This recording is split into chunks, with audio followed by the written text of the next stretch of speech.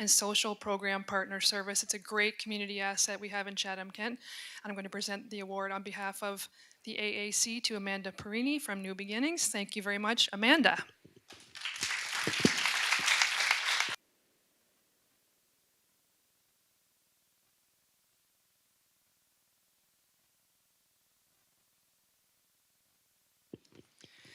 Next is the Sheila Lindsay Powers Accessibility Advocate Award to Anne McKenzie for her dedication to supporting all those in need and commitment to ensuring people of all abilities achieve their education goals. Thank you very much, Anne.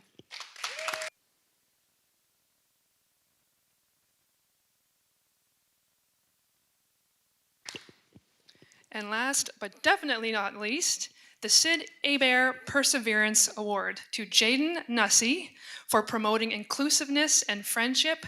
Jaden has initiated a new youth teen group program which focuses on establishing, building, and maintaining relationships for individuals who are living with one or more disabilities in our community.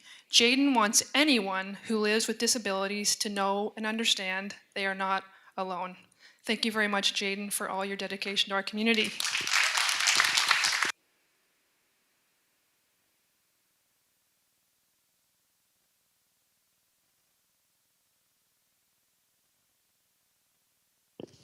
Mr. Mayor, can you please come down for a photo op?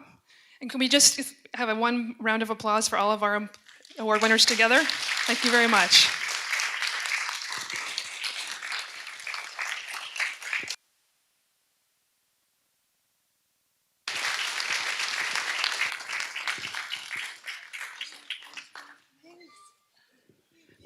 Thank you, everyone.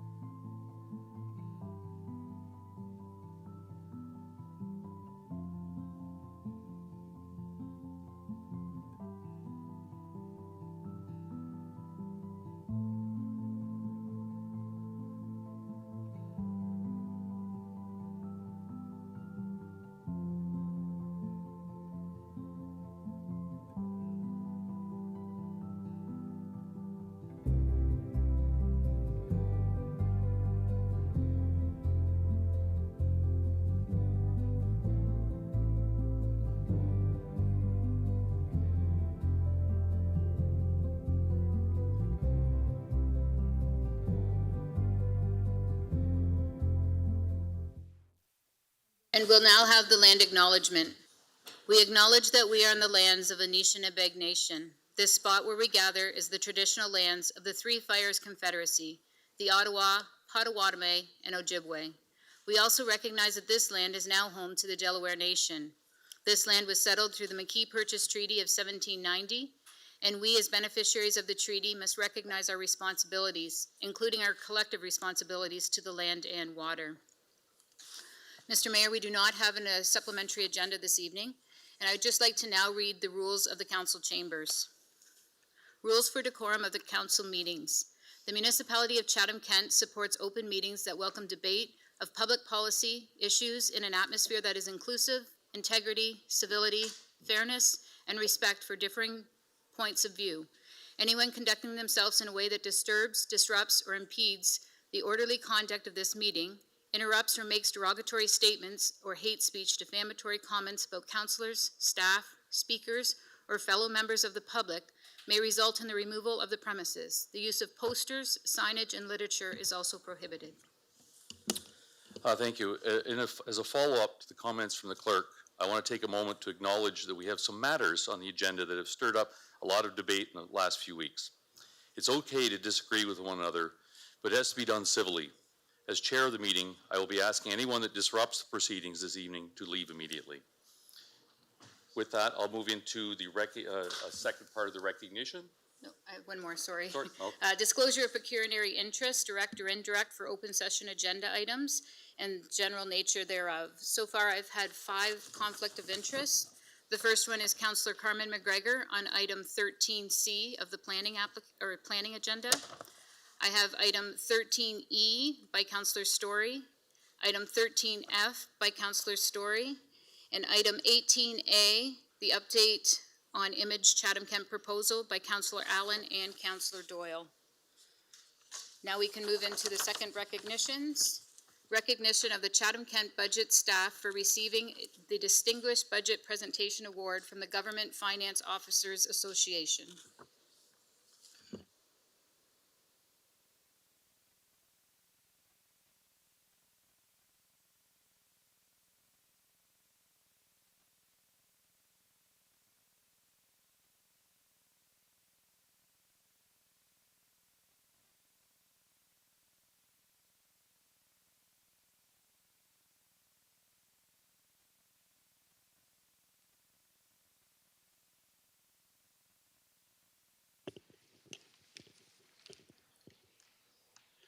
We want to take a couple minutes to recognize some really cool things that are happening behind the scenes. Normally, finance and accounting is behind the scenes and you don't hear about them. When you don't hear about them, that's a good thing.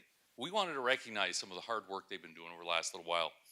In our ongoing commitment to open and transparent with the taxpayers this past year, the Budget Performance Services team significantly improved the budget documentation provided to both council and the public. These efforts have been recognized by the Government Finance Officers Association, and I'm pleased to announce the Corporation of the Municipality of Chatham-Kent has received the GFOA's Distinguished Budget Presentation Award for the 2023 budget. Each year, over 1,700 governments in North America receive the Distinguished Budget Presentation Award, and by improving the quality of budgeting, recipients become an example for other governments throughout North America. This award represents a significant achievement for our municipality and reflects the high-quality documents our team prepared and is striving to improve budget transparency in our community.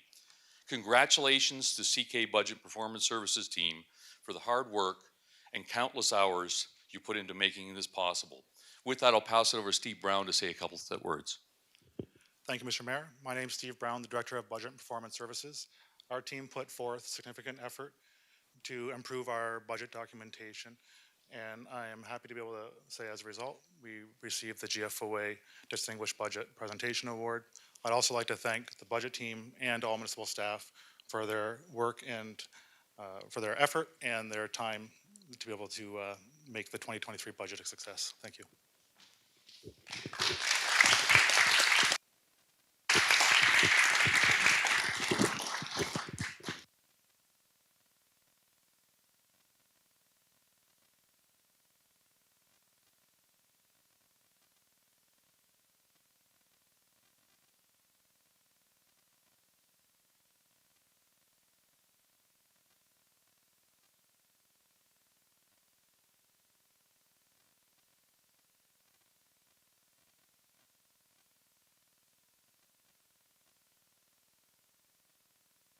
While we wait for the mayor to get back to the chair, Councillor Wright, are you on the line? Yes, I am. Can you hear me? Yes, great. I can hear you fine. Thank you.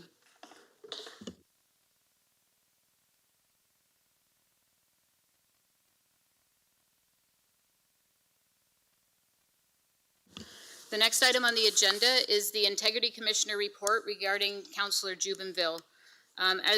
As known from the procedural bylaw, there will be no deputations on this matter. However, we do have Michael Alexander, counsel for Councillor Jubenville, to speak first. Mr. Alexander, are you present? Great. If you want to come up to the podium.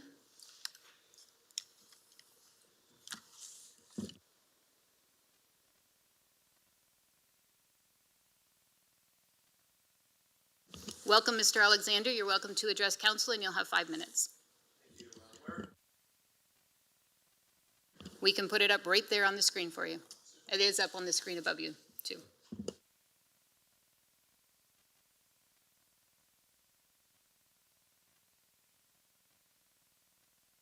My mic? There we go. I'm mic now.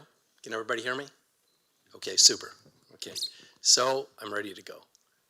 Mayor Caniff, members of council, my name is Michael Alexander, and I'm here to represent Rhonda Jubenville. As some of you may have read in the media, I grew up here in Chatham. My grandfather, Jack Beardall, was the founder and owner of radio station CFCO, and his brother, Bram Beardall, my uncle, was the county court judge for 15 years and had a thriving law practice in the city. So I come here before you tonight, not as an interloper from the big city, but as a native son who cares deeply about his hometown. To the report. According to the Integrity Commissioner, Ms. Jubenville has violated the Code of Conduct by exercising improper influence and engaging in discreditable conduct. She and her supporters have supposedly abused, bullied, and intimidated council members and members of the public by advocating for a position that is biased or discriminatory. I submit that these charges cannot be sustained for 2 reasons. First, the charges are based on a factual misrepresentation, which is that Ms. Jubenville's position on flag raising is discriminatory. It is not. It is based on the principle of equality. Either every group should have a right to hoist a flag on public property or no group should. No one should have special privileges. My second objection to the charges is that the commissioner has used the code section on confidentiality to shield the identity of the complainants and to prevent us from knowing the factual basis for their complaints. That, in my view, is what makes the allegations defamatory. If we were in a court of law, I could bring a motion to have this case dismissed for lack of evidence. So what is going on here? Some people disagree with Ms. Jubenville's political views because they find them offensive. So they've used the Code of Conduct and the Commissioner to try to shut down her right to freedom of expression, which is guaranteed to everybody in this country under Section 2B, the Charter of Rights and Freedoms. And that is fundamentally wrong. The Supreme Court has held that the state cannot censor expression simply because some people find it offensive. That's because freedom of expression protects the pursuit of the truth in all matters. And we pay a price for that. We have to put up with novel ideas that might offend us or anger us because they call into question strongly held opinions and beliefs. But that's okay according to the Supreme Court. Those new ideas, which come to us through minority opinions, might assist us in getting to the truth of the matter, even if we decide to reject those ideas at the end of the day. The court has emphasized that allowing novel ideas into our public discourse is absolutely essential to the debate and deliberation that allows elected officials to make sound public policy decisions. In that sense, it is directly connected to the perfection of democratic government. So when we decide to unfairly limit freedom of expression, we are subverting democracy itself. Someone once said that the road to hell is paved with good intentions. That means good intentions are not good enough. They must also produce good results.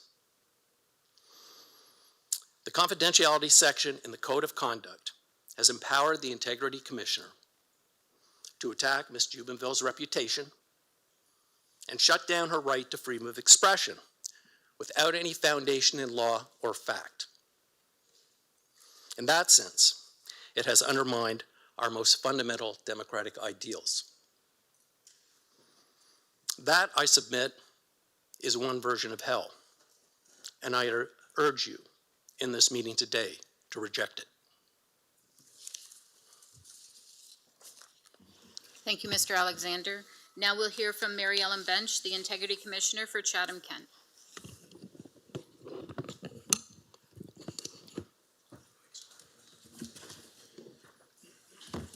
Thank you.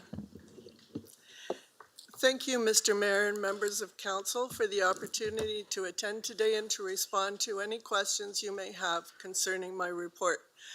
I need to clarify a few things. My report is not about policy. Today's discussion is not about policy.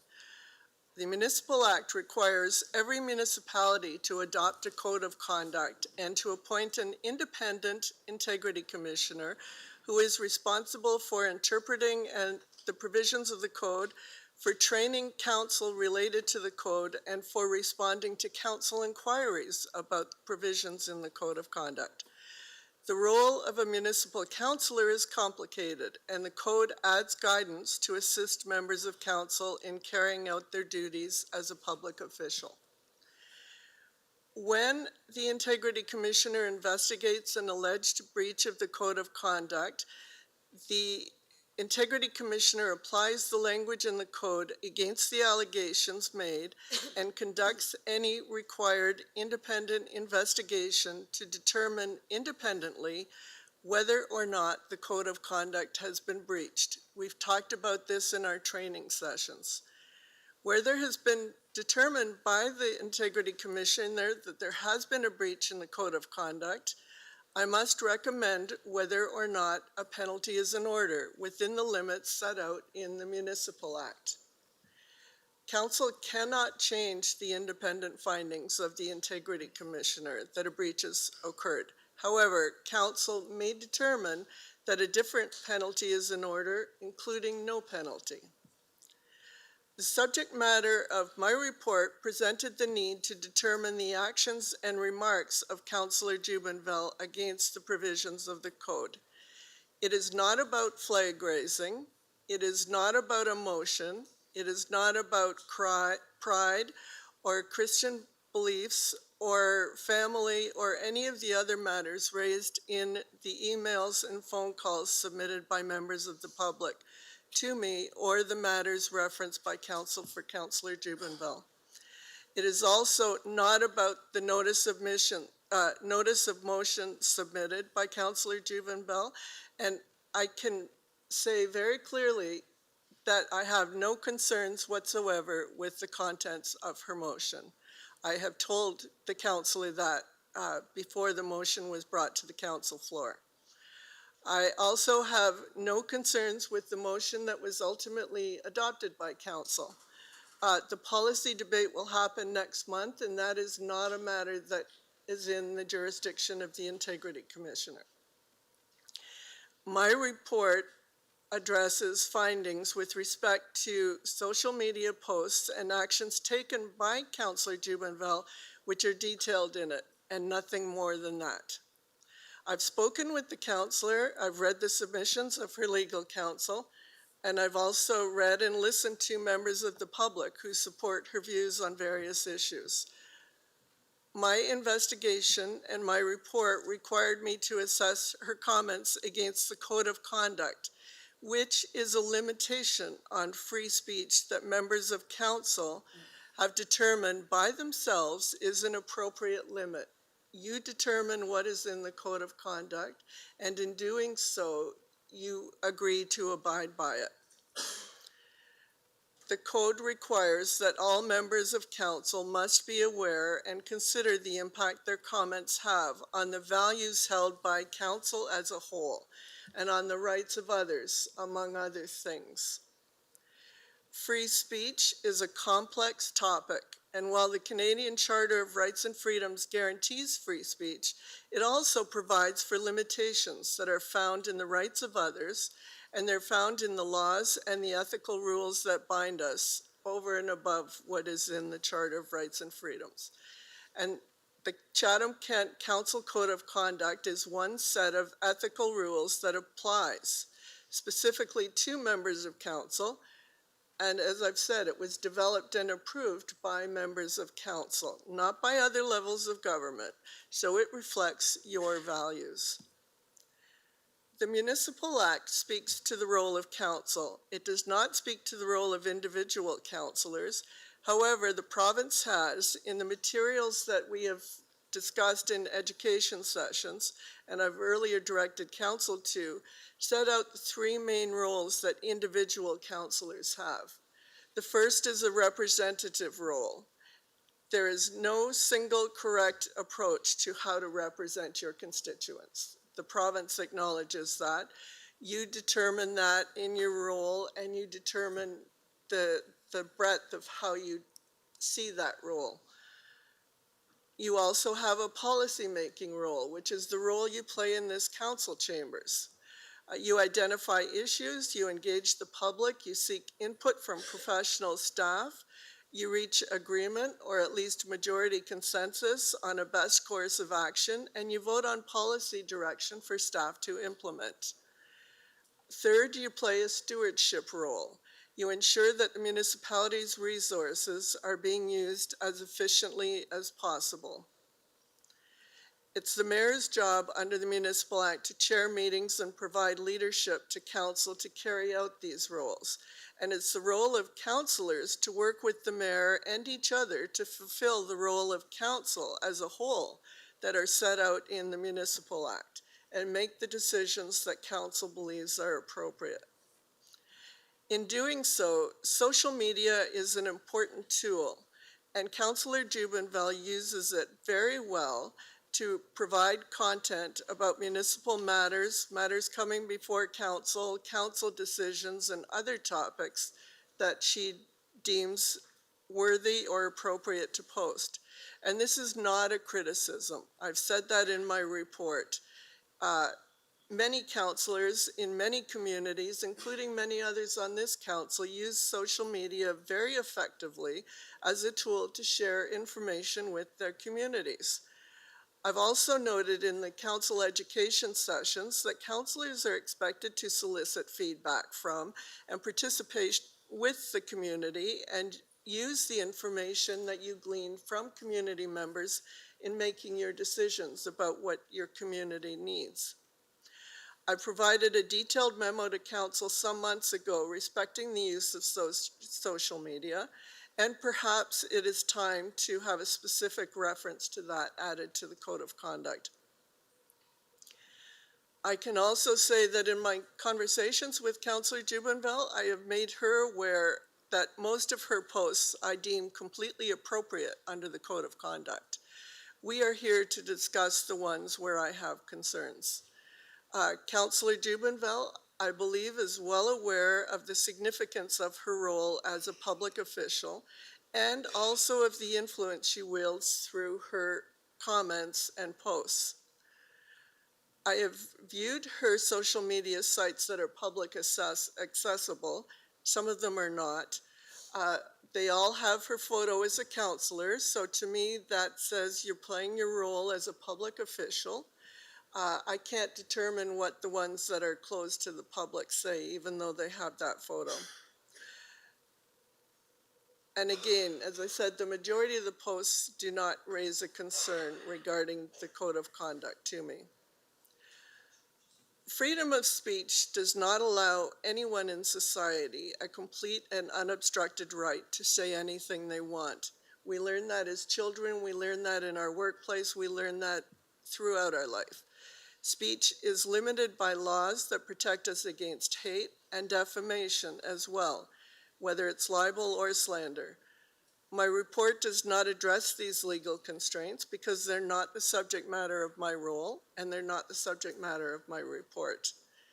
Council has cited key cases on these matters, but has not addressed the code of conduct. None of the cases cited involve municipal councilors or codes of conduct or the role of the integrity commissioner. You'll find those in my report. It is not within my authority to determine if a post broke those rules either.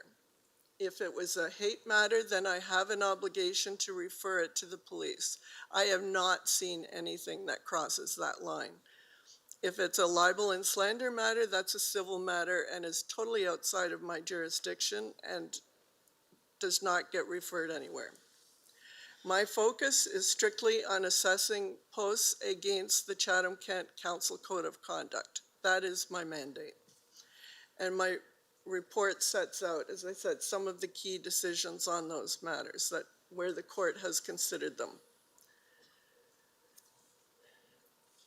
So for clarity, some of the posts that raise concerns and are mentioned in my reports are topics that are not directly concerning municipal matters, especially some of them regarding flags on school properties and activities within schools.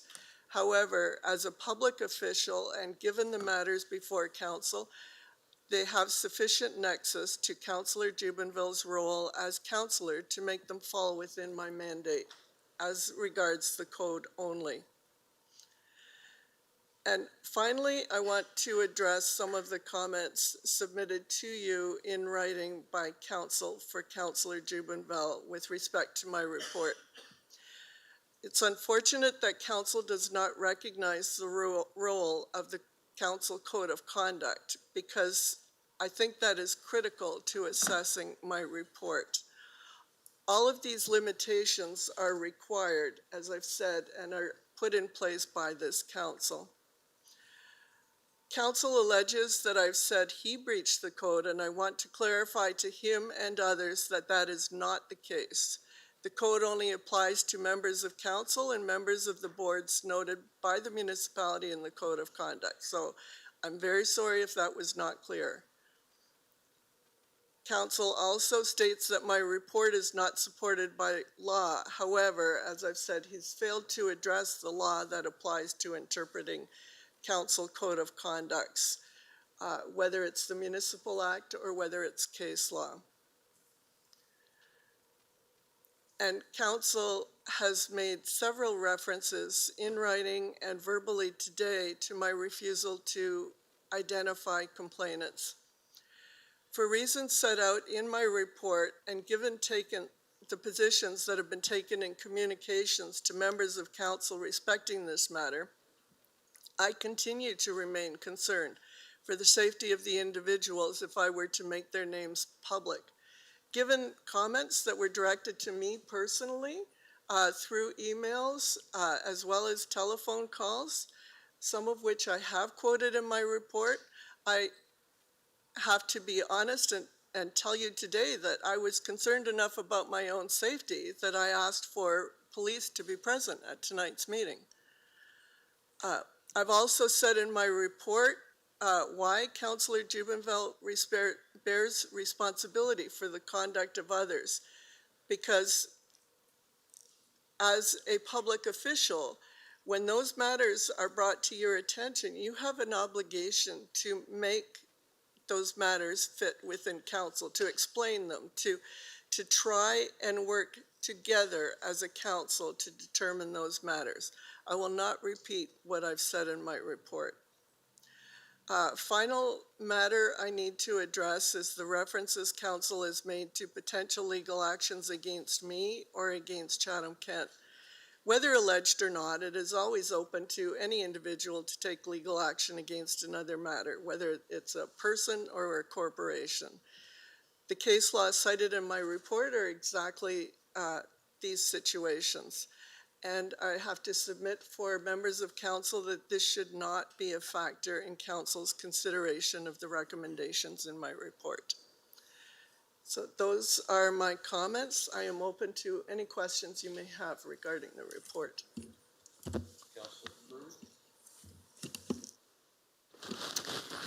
Thank you, Ms. Bench, for your report and answering the questions that I'm sure others and myself have trying to save some time and help us get through this unfortunate situation.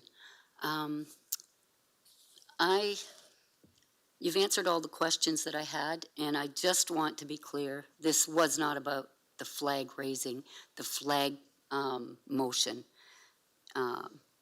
That's where it's turned, and freedom of speech and democracy and everything else, but that's not what this was about. I sent in a motion. Judy or Meredith, if you could put that up, please. So I move that Councillor Juvenville's remuneration be suspended for a period of 3 months. And number 2, that the 90 days cover pay periods commencing September 1st, 2023, and consecutively through October and November 2023 until the 90 days is complete. If I could get a seconder. So seconded? Yeah, I have some comments, and I'm going to apologize because I wrote them out. I think most of you know I don't write what I'm going to say, but I wanted to stay on track because this is very important. So I'm not alone in feeling that this is an absolutely awful position to be put in, to have to make a decision like this against a fellow councillor. And I'm going to start, but also, this is our job too. We've been told what our job is and what we're supposed to be doing, but this is our job too, and it's not a very pleasant part of it. I want to start with a quote from one of the greatest civil rights leaders of our time. Our lives begin to end the day we become silent about the things that matter. This is a quote from Reverend Martin Luther King Jr. This can be interpreted in many ways, and I'm sure that I'll hear different interpretations, but I believe Martin Luther King believed that silence against the wrongs that in any form against our fellow human beings begins to lead to steps backwards instead of moving forward in our inclusive community that we're hoping to build, and for Chatham-Kent and all people. I thought about this long and hard. This was not easy, and at first I thought 3 months is pretty harsh. But then, after listening to the interviews, the podcasts, reviewing the report over and over, I realized there was no acknowledgement or self-awareness about the harm that's been caused through this. And the harm that's caused by words and actions from Councillor Juvenville, and I'm sorry to say that. I also questioned who we are as a community when I was contemplating where we're going to go with this. Who do we want to be? Who do we want to reflect ourselves as a council for our community? Who are we as leaders? And then it made me question, who am I? What do I stand for when I sit here? My beliefs. Who do I bring to this table? There's a lot of emails about free speech, and free speech, like Ms. Bench said, is not, there's consequences to free speech. We can all say anything we want, wherever we want, but there's consequences. We are elected officials, and we put ourselves here.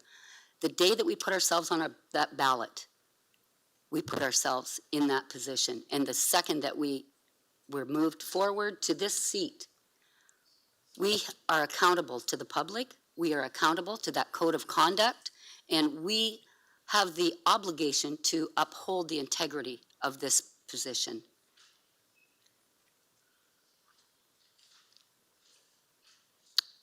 When we don't hold ourselves accountable, then we are subject to complaints being brought against us through the Integrity Commission. And I hope, and possibly even an investigation. And if that happened to me, I would hope that I would learn from it and it became a learning experience. We need to have awareness and accountability of the power in our words and our position. We can use them productively in our community, or we can use them to create harm. And that's very easy if we do not. This is not about the flag. That motion was done. This is about attempts at bullying and intimidating behaviors that followed. I've heard some interviews that if we don't vote in favor of Councillor Jubenville, that she's going to have a difficult time working with us. And I hope that's not true, because we have a long term ahead of us, and democracy works best when we all work together. This is unfortunate, and I hope that we all learn and we move forward.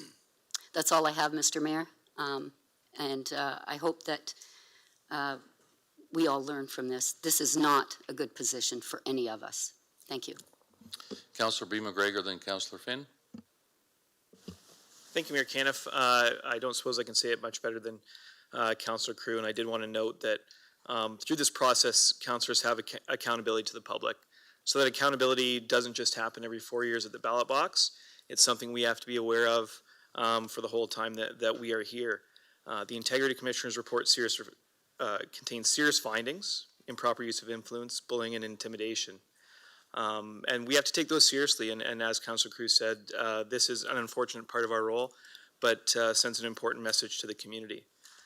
I did want to point out that this space that we're in today is a public space, and it should feel safe. And I'm sorry that the Integrity Commissioner has found that this important space in our community is not safe. Governing is challenging. Disagreement is natural. It should happen.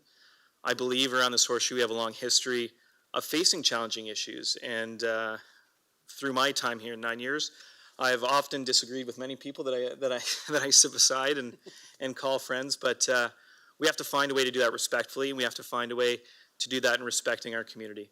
And I hope that through this process that we will learn to do that again, and that we'll recognize how to move forward. So with that, thank you for your time. Councillor Finn. Thank you, Your Worship. I couldn't echo any better than the previous two, but I've spent the last week drafting up something that I think needed to say. And first off, I'd like to say thank you to everyone who emailed, called, or stopped me in the stores to discuss this report. There were many who supported both sides. I read every email and listened to every person who called or approached me, as I believe this is one of our roles as council. I would also like to state that contrary to a lot of the messages I've received, I am not against Councillor Jubenville and her beliefs of her right to freedom of speech. I believe I am also a Christian who has a relationship with God, having found myself having hundreds of heartfelt conversations with him over the last 35 years. The right of freedom of speech applies to everyone, whether you agree with what they have to say or not.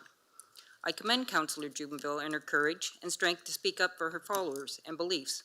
I also commend those who spoke up explaining their thoughts and beliefs to me. Sometimes this does not come easy.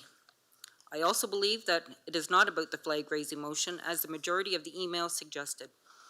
This was already discussed and voted on, and policy was to be drafted, and when that report comes back, we can then discuss and fine-tune to ensure all groups that qualify can apply to have their flag raised, as this I have found to be very important to every organization that has done it in the past.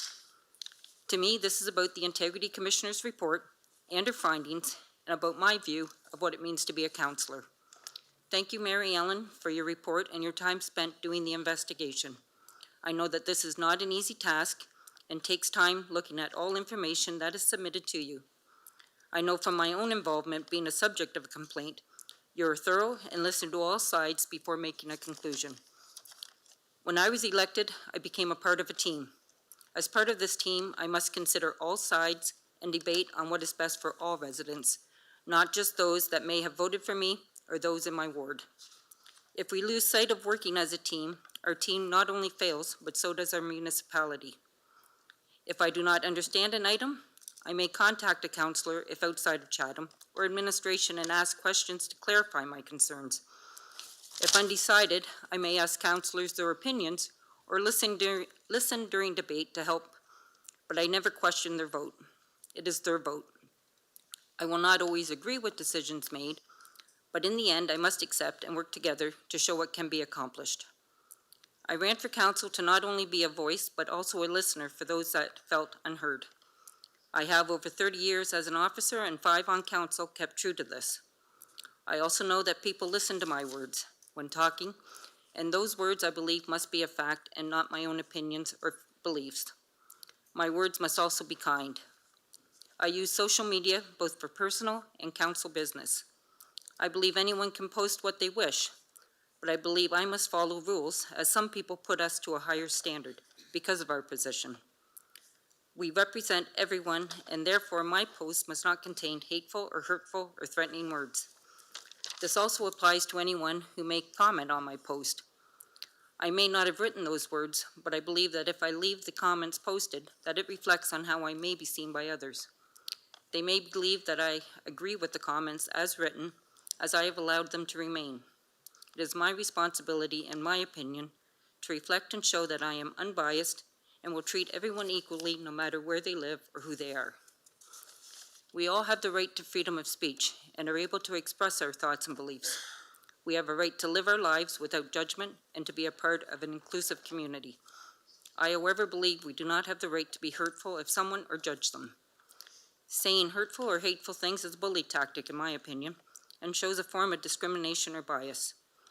I believe as a councillor we must remain unbiased, but informed, and then make a decision on what we believe to be the best for all residents based on the facts that are known. We must also stick to items that are under our control.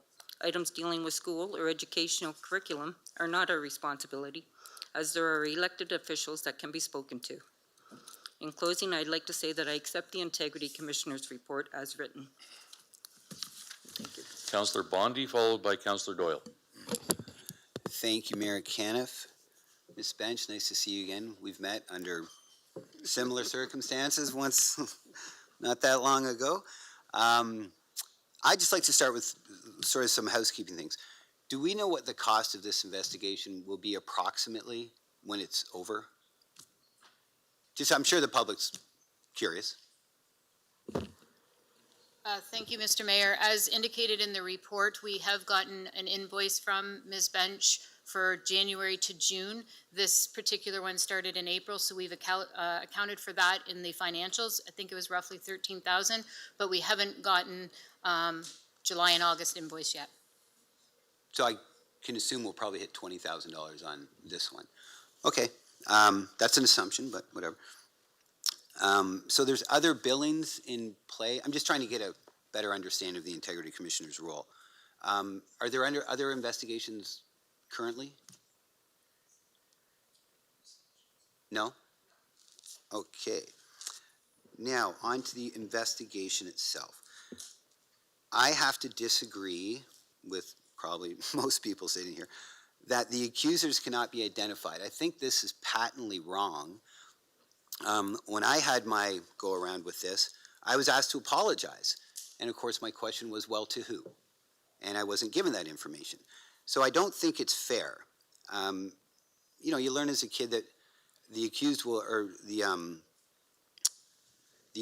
accused will face their, sorry, I'm getting that wrong. But you will face your accuser. That's what I was looking for. And that's not the case here. So to me, the real problem I have with that is that I can say something, and if I'm anonymous and my source is anonymous, that seems to run contrary to our entire judicial system. It's hearsay. Well, I said this person said this. Well, who was that person? Oh, I can't tell you. Well, in a normal court of law, like the other counselor said, it would just be thrown out. You could just say whatever you want about anybody, and if you don't like somebody, well, that's going to be a problem for them because there's zero accountability. I can just say I heard this or I heard that. And I know there's an investigation. You're going to look into it and make sure it's not completely bogus. But in any event, for me to have the ability to accuse somebody on counsel of something and having total anonymity, to me, it just opens up a floodgate of vendettas could happen. I'm not saying that's the case here today, but like I disagreed with it in my investigation years ago, and I still stand by that. So a question, would a request for information, would that information be available? Sorry, yeah. That's a question more for your legal department. But in terms of the... Sorry, freedom of information, that's what I meant. Yeah, so that's a question for your legal department. I don't provide legal advice. Oh, okay, Dave? But to your other point about not being able to meet what the person says you're accused of. That is why you have all the attachments to the report with the screenshots of the emails. So the written record is there. The written record was provided by Councillor Jubenville for the most part, the matters that were a concern. So you do have that actual record of what exactly was said. Yeah, but not of the people that brought forward the complaint, because to me, some of those posts weren't offensive at all. I didn't bring a complaint, but that was my point. I understand what you're saying, that you can see what you're looking at, but my point is that the accusers are held in a mystery box, and that's what I disagree with. And of course, you don't agree with me, and that's okay. I get that. It's all right. So, Dave? Thank you, Mr. Mayor. David Taylor, Director of Legal Services. The question is whether or not this would be disclosed if there was a Freedom of Information request made under the Municipal Freedom of Information and Protection of Privacy Act. That would require some analysis, Councillor. However, preliminarily, I would say it would be unlikely to be disclosed.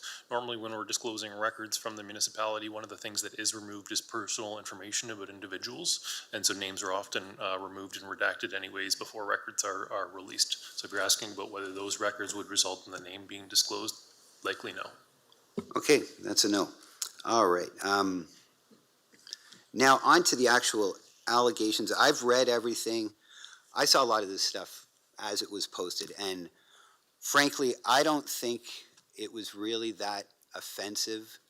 Maybe I'm a little older and thicker skinned than some, I guess, but I see that some people could be offended, and in today's society, that's just a terrible thing, and we have to take action. But I didn't see anything threatening or anything that was terribly misguided. What I see happening here today, unfortunately, you know, we've read about freedom of speech and expression in a lot of emails, and we've heard from the different lawyers, but to me, if this passes, I'm afraid that we're being asked to not have an opinion. And I've even heard that our opinion can affect others. Well, I sure hope so. That's why I have one. And now, frankly, I'll be quite honest. Like, I'd be concerned about posting, you know, that I like the Montreal Canadiens over the Toronto Maple Leafs. Like, is that going to offend somebody? Like, you know, where does this thing go? Like, to me, it's freedom of speech. I think it sends a terrible message. And the penalty, which is the maximum penalty that can be given out for this, to me, is like remarkable. Like, I was given, you know, please write a little apology. And I think I was worse, meaner than Rhonda. But, well, no, not that we want to bring mine up again. But, yeah, I'm afraid that if this passes, really, council will be intimidated to say anything. Like, I heard something about, you know, we are responsible for the actions of others. Well, no, I'm not. I'm not responsible. Unless I directly tell Bob to punch Harry in the face, I'm not responsible for other people's actions. What Rhonda did is she reposted things. For the most part, what I saw, of course, I didn't analyze it like you did, of course, because you're getting paid to do it. But what I saw was things that were her opinion. And if we're not allowed to do that, I think we're in trouble. Like, I have an opinion, and I know even in the code of conduct it says councillors will support decisions of council, and that's our obligation. So I do have a question for you regarding that, and it ties into this. If council votes to build a bridge and I vote against it, I go to the coffee shop the next day, I guess I'm expected to say, I'm happy we're doing this. Like, are we, no, I get where you're probably going to go, that, you know, what you're saying is we have to support the decision of council, which I believe Councillor Jubenville did do, but I don't know that she has to say, I agree with it. No, and we've talked about this in training. What you have to say is, this is the council decision. You can say you disagree with it, but you can't disrespect that decision. Right, and that's what I didn't see, was that she disrespected. I saw that she disagreed with it, which of course, so did I, because I voted for her motion. But now, you know, going forward with this, I'm afraid, you know, I better be very, very careful as to what I say. And that's terrible, because this is a public forum and we should be given, you know, the same ability as anybody else when it comes to free speech, which seems to be, to me, becoming somewhat undermined here, and this sets a precedent that this could happen to, especially a guy like me that talks before he thinks sometimes, but you know, I'm afraid that this is just, it's sending a very bad message, and the whole freedom thing's been a big topic in this country for a couple of years now, and to me, this is just another kind of hit at it, so I will not be supporting the motion. Thank you for your time. Councillor Doyle, followed by Councillor C. McGregor. Thank you, Mr. Mayor. I would like to just start off, thanks Mary Ellen for coming here. I would also like to agree with most of what Councillor Bondi said. So I just want a couple things in the report itself that I just wanted to go over. Mary Ellen, you said Councillor Jubenville made several comments to me concerning actions by another member of council to speak to other councillors to persuade them not to support her flag motion. She said that councillors were being told she was anti-black and anti-LGBTQ and felt that I should be taking action to stop this.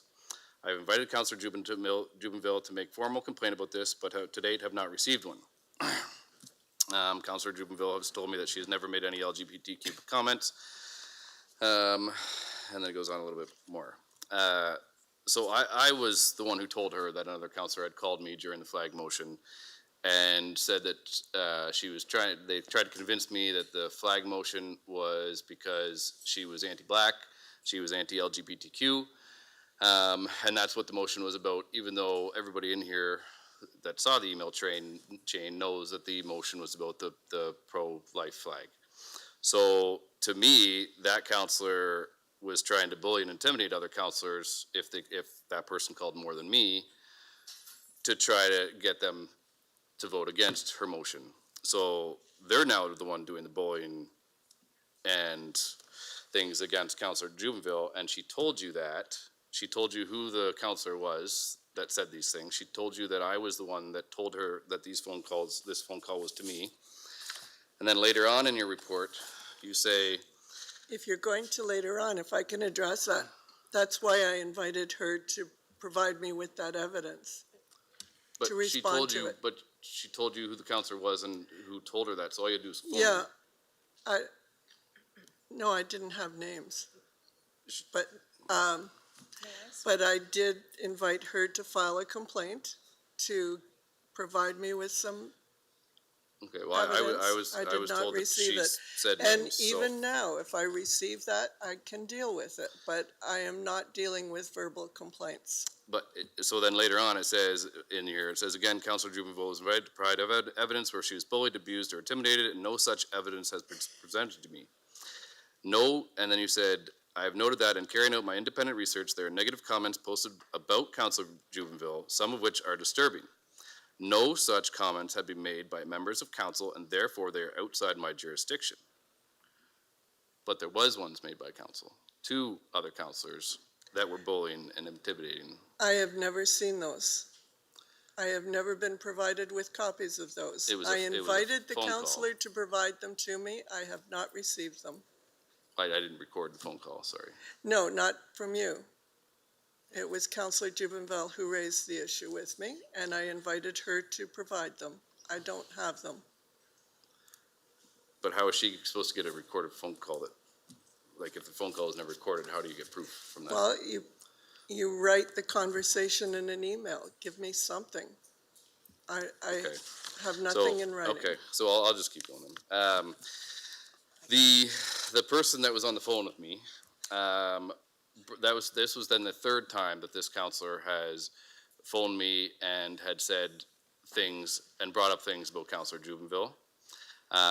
These started a long time ago, and I know that Councillor Jubenville has been, this isn't her first time she was investigated, and I know the very first time the councillor called me and said something was the first thing that she was investigated on. So I'm not going to say who the person is. Yeah. I No, won't say that, but this is the first and only investigation. okay. It's not the first complaint, but it's the first investigation. Okay, so the first complaint. So the first investigation, but the other complaints that didn't go anywhere were coming from potentially a specific councillor. I'm not going to say names because I can't verify it. But that councillor also mentioned to me on multiple phone calls that they were upset that they were blocked on Facebook. And they were emotionally hurt that they were blocked on Facebook. So now, do we potentially have a counselor with a vendetta against another one because they were emotionally hurt because they were blocked on Facebook? And now and this price is getting pretty high, as we've seen. So now they're sending you all this stuff because they have a vendetta against Councillor Jubenville. And now they're going to keep throwing stuff at you until you have enough to make your report. Like, even if we go through some of these attachments in here. You're making a lot of allegations that are new information, and I have nothing in writing even to today's date that supports that. So that is outside of the scope of my report. It is outside of the scope of the purpose of today's meeting. Okay, well, I will kind of agree to disagree if we have hearsay over whether she told you the names or not, because that's a pretty big difference. Like some of these attachments, like they're not even offensive at all. So I'm just wondering why all of them got in there when, yeah, like the one that she's thanking people for the support, attachment 5. Thank you to the councillors who voted for her. Like what's wrong with that one specifically? You'll have to tie it back to the paragraph in the report that it's tied to.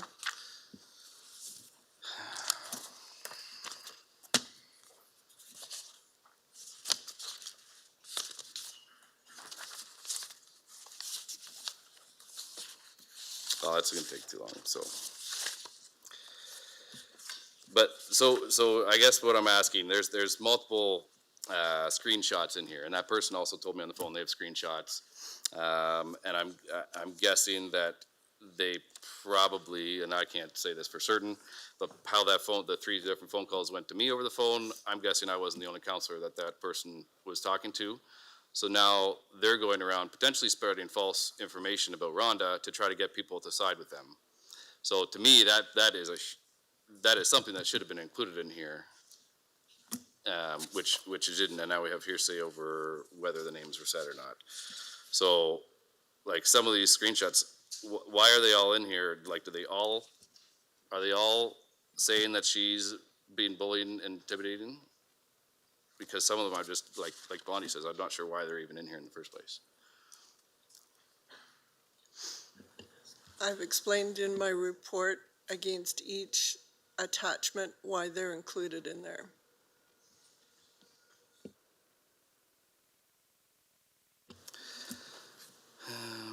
Okay. Okay, attachment 3 then. It just says attachment 3 is a post by Councillor Jubenville, references a CBC article titled "The Ontario Township Votes to Exclude Pride Flags on Municipal Property," in which she adds her comments. I wish CK Council felt the same. I know from the support, prayers, emails, messages, and phone calls, Chatham-Kent wanted to only fly government flags. Good for Norwich. This makes sense to me. That's the only thing specific about there.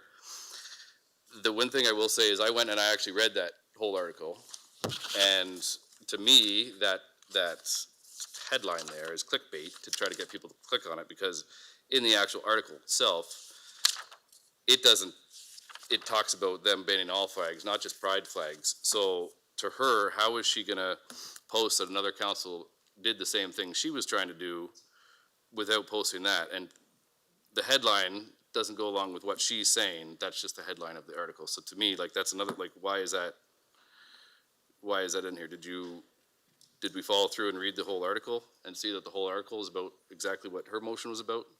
Or is it just a screenshot that somebody sent? I can assure you I read the whole article of every article, I've listened to podcasts, I've listened to all kinds of stuff related to those matters. Yes. Okay. So just wondering why it's in here then. If the whole article has to do just with her motion, why did it get in here? I guess that's why I'm asked that. I just read to you exactly why it was in here. I felt it was appropriate to include it. Okay. So we didn't follow up, and some things that because in my opinion, the whole article should have been included in this, if that was included, because this is biased, in my opinion. It paints her with a bad brush that if you read the article, it wouldn't have. So I guess that's where I'm going. I agree with Councillor Blondie. I think this is a pretty big punishment for her actions. I think this is that she was elected. There's a big group of people that elected her in Chatham-Kent, and a lot of them are happy with how she's been doing. So to me, not everybody gets along. Not everybody has the same opinions, but to me, she's doing exactly what she was elected to do and to represent her constituents. So to me, to punish her for that doesn't make sense. So I can't support that. Councillor C. McGregor, followed by Councillor Thompson. Thank you. I have some remarks to make, but I just, if I could ask Mrs. Bench just some clarification from Councillor Doyle's comments. How many times has Councillor Jubenville been investigated? If I can ask that question. Once. Thank you. Okay. So I do have some comments here. So, and I have written my note also, so I kind of can stay on track. So, you know, at this time we find ourselves in a difficult position where accusations of undemocratic behavior and suppression of freedom of speech have been made against our council. To address these concerns, I've conducted my own research on democracy and freedom of speech. I have read and reread the Integrity Commissioner's report and the report from Councillor Jubenville's lawyer. And I'll share a condensed version of this and some of my personal experiences since last year. Democracy is a system of government where power is vested in the people, allowing them to participate in decision-making. Freedom of speech, a fundamental right in a democratic society, comes with responsibilities such as respecting others, being honest, offering constructive criticism, and embracing tolerance and pluralism. While freedom of speech is important, it can be abused through hate speech, disinformation, and incitement of violence. In our case, individuals supporting Councillor Jubenville have spread false rumors and engaged in character assassination of other councillors. Freedom of speech does not protect individuals making false statements that harm someone's reputation or inciting violence.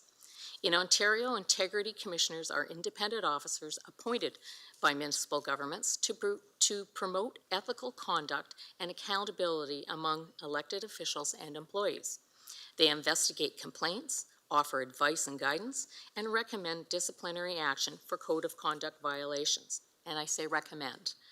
Personally, I have faced threats and intimidations that have led to concerns for my own personal safety due to my stance on vaccination policy, the flag raising policy, and now the Integrity Commissioner's recommendations with supporters of Councillor Jubenville making me feel at times unsafe in my own community.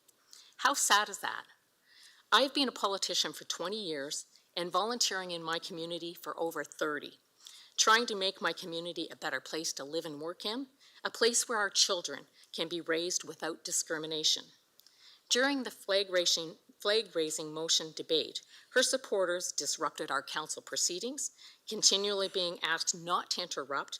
They made nasty comments when they did not agree with the conversation. They shoved councillors' chairs, and when the motion was defeated, even spit on councillors. This raises serious concerns and questions about the democracy and freedom of speech. Tonight, we have to address the Integrity Commissioner's recommendations, and because of that, I've been subject to bullying and intimidation, including threats of lawsuits. I've been told that I'll burn in hell, that I'm a servant and I should act as such. Her supporters have told people to get in my face if I'm seen out in my own community, only to be replied to on social media, "Oh, not to worry, she will get hers." Again, how sad that we cannot have open debate without fear of retribution. Despite not filing a complaint myself, I have provided information to the Integrity Commissioner and concerning what has become a lack of the ability to have open, free debate in our chamber.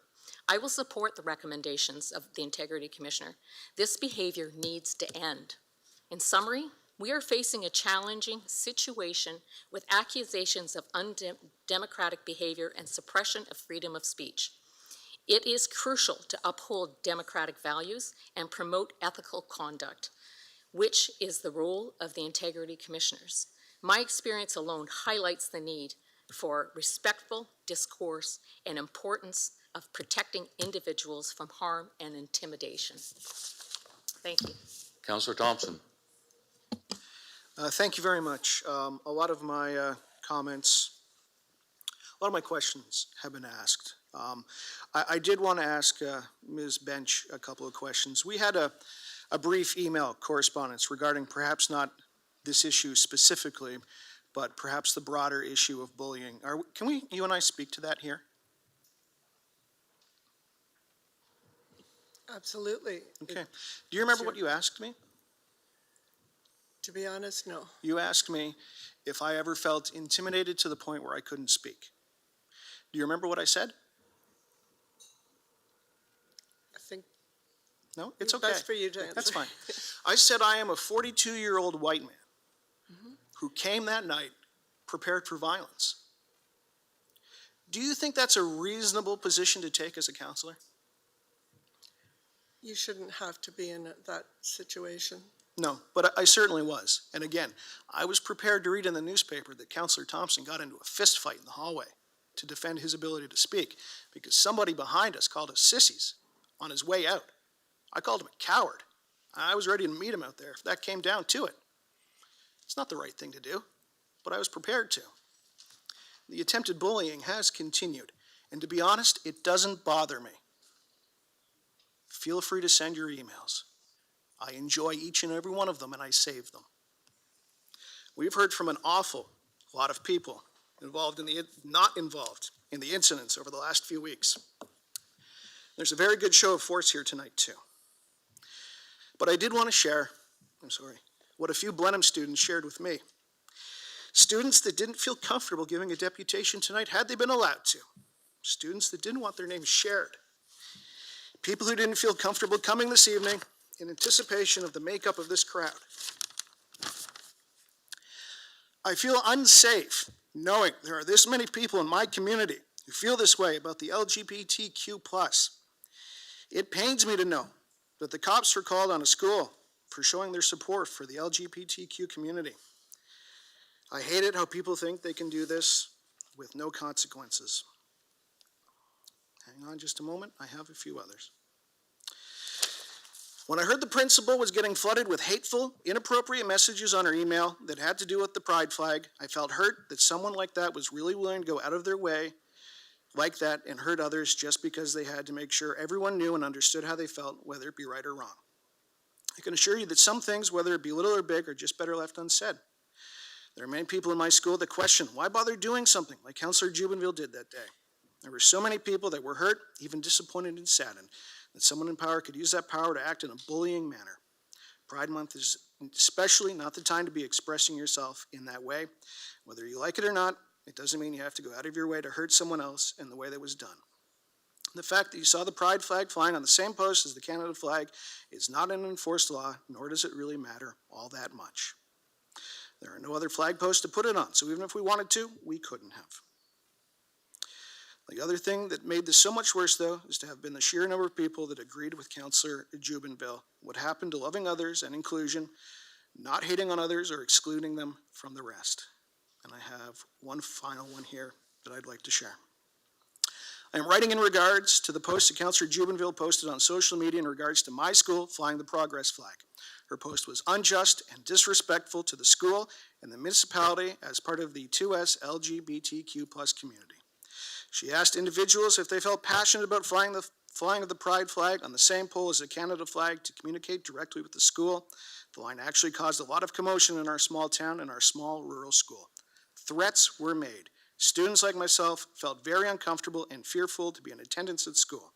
I myself, being a very open lesbian, felt fearful and did not attend school for 3 days following this incident. Our beloved principal and teachers who support us with inclusion and diversity were threatened. Police were needed to be in attendance.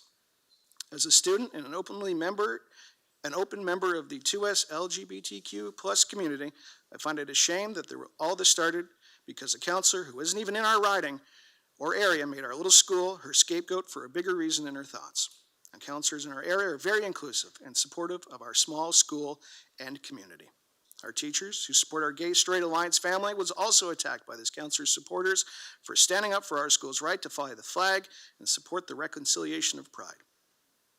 Counselor Jubenville still at this time doesn't feel she did anything wrong. But from a 16-year-old perspective, I can honestly say I thought adults knew better than to openly tell someone to directly communicate their dismay in a hurtful manner. It was a progress flag hung on our flagpole. There were many other flags that flown for different occasions underneath our Canadian flag. The French flag flies for a month on other school flagpoles at times. No fuss was made over them. This councilwoman made me feel like I am a problem. My sexuality is a problem, and my mere month of honoring my pride and appealing for inclusion is a problem. Please tell me how the people who are here to help make Chatham-Kent and be a voice of our community can stand by and say asking for impassion and disrespect is allowed. As a student, my school should be a safe space, and I should never feel like I should need to hide who I am just to feel safe in an environment where we as students don't judge each other. And I suppose I will support this. I'm no stranger to the Integrity Commissioner investigative process. I made headlines last term. I certainly have a level of sympathy for those in the process. It's very easy to become defensive. But I also grew. I spoke to those that were upset that I upset. I apologize for the pain I caused, and I have worked hard to do better. To cravenly hide behind one of Canada's most sacred pieces of legislation, threaten legal action, and refuse to learn and admit any level of fault is unacceptable to me. Something else I also find absolutely abhorrent is the using of religion to position oneself as some sort of Christian martyr. I admit I have struggled with my faith over the years. But I do believe there are plenty of teachings in the Bible that are universal. And the faith I do have and I'm trying to reclaim guides me to understand that we're here to support one another, love one another, and accept one another. Or as Paul wrote to the Colossians during his time of imprisonment, to clothe ourselves in compassion, kindness, humility, gentleness, and patience. Thank you. Councillor Anderson, followed by Councillor Hall. Thank you, Mr. Mayor, and through you. I just want to say to start that I respect Mary Ellen so much. I've called on her several times throughout my newness of being a counselor and, trying to get my feet wet and figure out exactly, how to navigate certain things. And I certainly appreciate your guidance on everything that you've done so far. And I certainly respect your stance on this and the amount of time that you've put into this report as well. I guess, after listening to everybody, and I don't think my opinion on anybody's feelings outside of this report really matters. I think what I want to focus on is the fact that you're saying there was a breach in the code of conduct, which if that's what you are finding, you are the expert in this, and I 100% will go ahead with that. I guess my biggest question is, this is the first investigation, like you said, of Councillor Jubenville. It's also her first term. This is the first time something like this is being brought to this council. Like, what I guess would bring you to suggest that the maximum penalty would be appropriate? So there were a number of factors in that respect. One was the number of complainants and the concerns that they raised, the genuine fear that people in the community had as a result of this issue. It has certainly created a divide that is going to need some time to heal around this table and in the community. The fact that I have addressed this in front of council a number of times in January. In April, I did a detailed memo to members of council on social media, hoping that we could resolve this. The number of calls and issues, as I've said, it's not the first complaint I've received regarding Councillor Jubenville, but it's the first investigation, because the other ones I did not feel were at a level that required me to investigate. We had some very good conversations, Councillor Jubenville and I, going over what the parameters were. Some posts were taken down, some were not. Very thoughtful approach. I thought things were we're going to fall in order, but it's just the impact of the comments I thought needed a strong message to be sent. At the end of the day, as I said at the beginning of my submissions, I make my findings, but it's up to council to decide whether the penalty is appropriate. Thank you, and I certainly appreciate that. I guess I guess my thought is that, you know, bringing something like this that is so maximum of what you can do could potentially just create more of a divide because of the strong opinions on either side. And I guess in the sense of if there was an ability for her to know who these specific people were, and if that was the case, then would maybe an apology to those people have been more appropriate? And would an apology then potentially bring everybody together more than saying, we're going to suspend your pay for the maximum amount of time, we're giving you the maximum that we can give you, rather than actually giving an opportunity for all of us to come together and say, we all have very different opinions around this horseshoe, and we all need to respect each other for that. You were disrespectful. You were found to be disrespectful. You were found to disrespect and not follow the code of conduct. The opportunity is there for you to then make amends for it. And for that is the reason why I will not be able to support this, because I think it's important to bring everyone together. Councillor Hall. Thank you, Mayor Caniff. I agree with what many of my colleagues have expressed this morning, in particular Councillor Crew, Councillor Thompson, and definitely Councillor McGregor, who have spoken with countless times over the past several months about these matters, and we've had some tough and difficult conversations. I'd also like to thank Ms. Bench for her thorough report. I too have shared information and had conversations with Ms. Bench going back to December in regards to Councillor Jubinville. I also emailed her in May and encouraged her to conduct an investigation after reading some statements that Councillor Thompson really alluded to in detail in his comments. Statements that I found that were just reckless and detrimental to our community and detrimental to this council. When we were elected, we all individually agreed to abide by our code of conduct.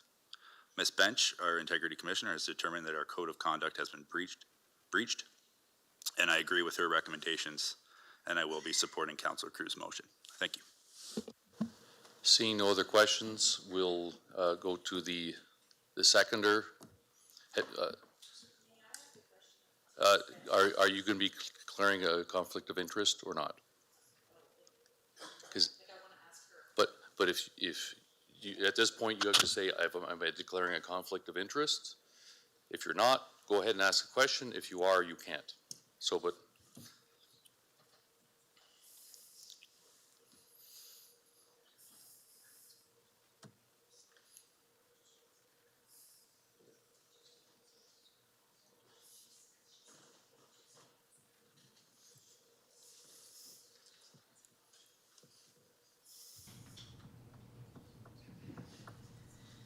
Can you clarify what you mean by the conflict of interest? Like, can you clarify what you're asking me? Madam Clerk, can you clarify, please, what the conflict of interest is?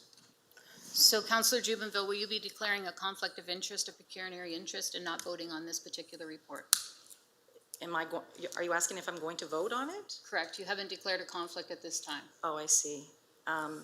No, I'm not going to vote on it. So you are declaring a conflict?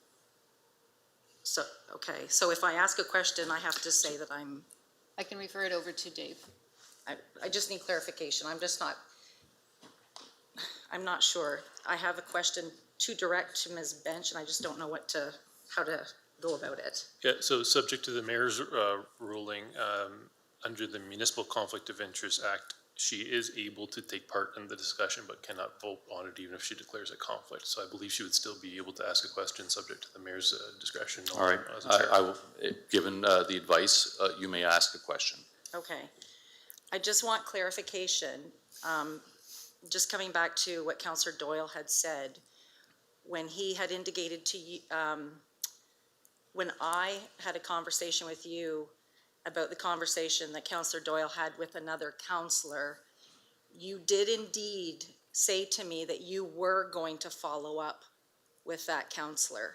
You did not ask me to give you a formal report.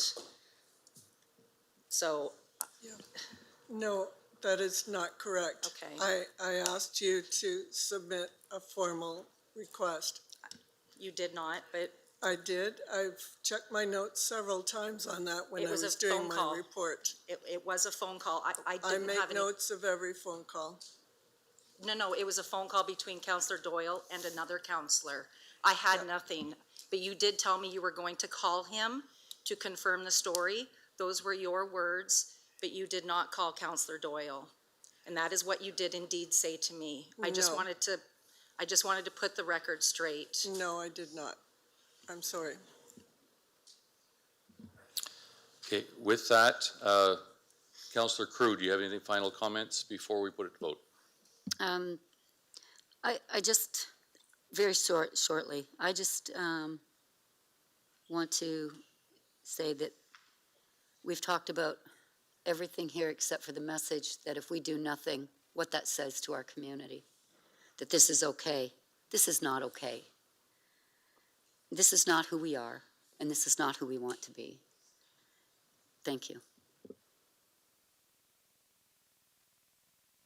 Okay, thank you. With that, we'll put it to vote. Counselor Wright, how do you vote? Yes. Thank you. Thank you.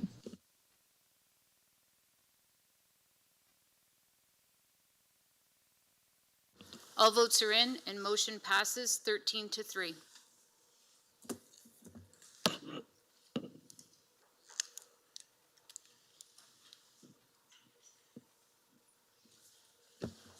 Okay, with that, we'll do a brief 1-minute pause because there's people waiting to come in to the to deal with the rest of the council meeting. So if we want to make the transition.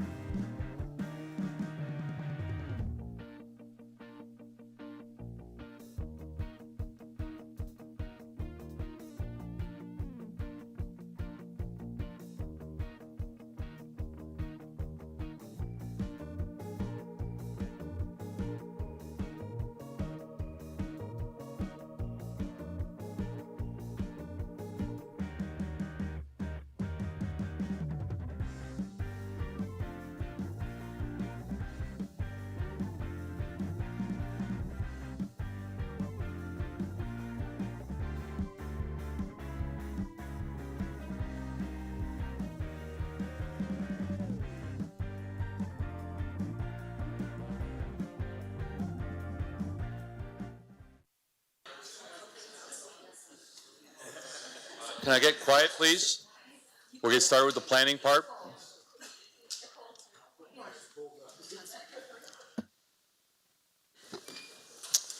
Thank you, Mayor Caniff. The process to be followed for each application will be as follows. 1, the clerk will announce each individual planning item. 2, the mayor will ask if there's anyone present other than the applicant and or their agent with an interest in the application and to indicate so by raising their hand. 3, the clerk will advise if anyone is present virtually wishing to speak to the application or if written or video submissions have been received. 4, if someone other than the applicant or the applicant's agent indicates an interest in the item, there will be a presentation by administration. 5, individuals with an interest in the application other than the applicant will be asked to proceed to the podium, provide their name and address, and address council. 6, the applicant will be asked if they wish to proceed to the podium and address council. 7, administration will be asked if they have any comments based on any discussion that may have occurred. And 8, council will be asked what action wishes to take with regards to the item. Notice. If any person or public body that files an appeal of the decision of council in respect of the proposed applications does not make oral or written submissions to the municipal clerk before the proposal is approved, they are not entitled to appeal a decision to the Ontario Land Tribunal if otherwise eligible, unless in the opinion of the tribunal there are reasonable grounds to add the person or public body as a party to the appeal.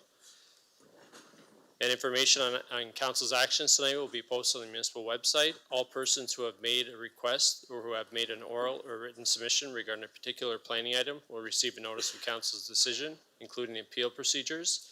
Any other person who wishes to receive a notice of decision must submit a written request to the municipal clerk. Thank you.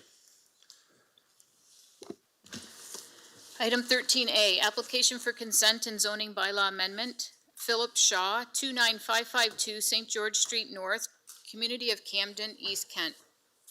I have not received any deputations at this time, Mr. Mayor.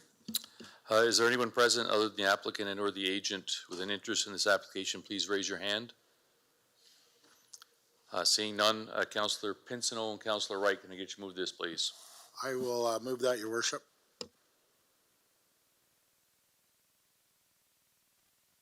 Any questions? Hearing none, we'll put it to vote. Councillor Wright? Yes.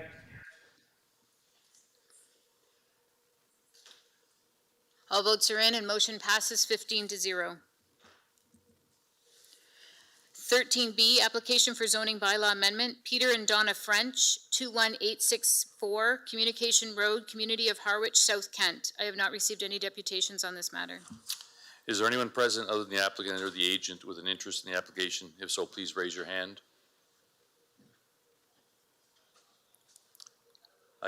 Yes. Does he want to speak? Do you want to speak?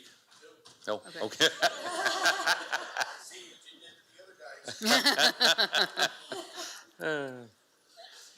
Seeing that, Councillor Sakachi and Councillor Thompson, can I get you to move this, please? Happy to move it, Mayor Caniff. And seconded. Councillor Sakachi, you wanted to say something? Yeah, just a couple of brief words, Mayor Caniff. I talked to the applicant several times, and this going forward is extremely important to him and his family, so I'm just hoping that the council can support this as easy as the last one. Thank you. Seeing no other questions, we'll put it to vote. Councillor Wright? Yes. Thank you. All votes are in. Motion passes 15-0. 13C, application for consent.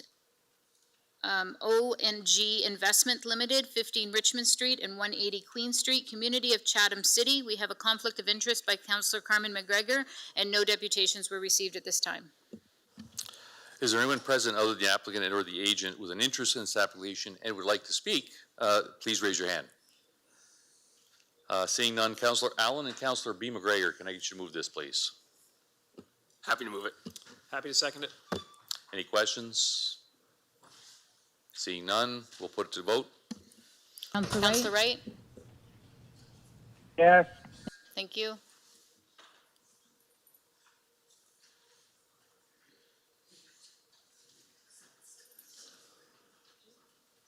Councillor Thompson? Thank you. All votes are in. Motion passes 14-0. 13D, application for zoning bylaw amendment, Handy Brothers Home Comfort, Inc., 20226 Communication Road, Community of Harwich, South Kent. I have not received any deputations this afternoon. Is there anyone present other than the applicant or the agent with an interest in the application would like to speak? Please indicate by raising your hand. Seeing none, Councillor Doyle and Councillor Sakachi, can you move this, please? I'm happy to move that. So seconded, Mayor Caniff. Any questions? Seeing none, we'll put it to vote. Councillor Wright? Yes.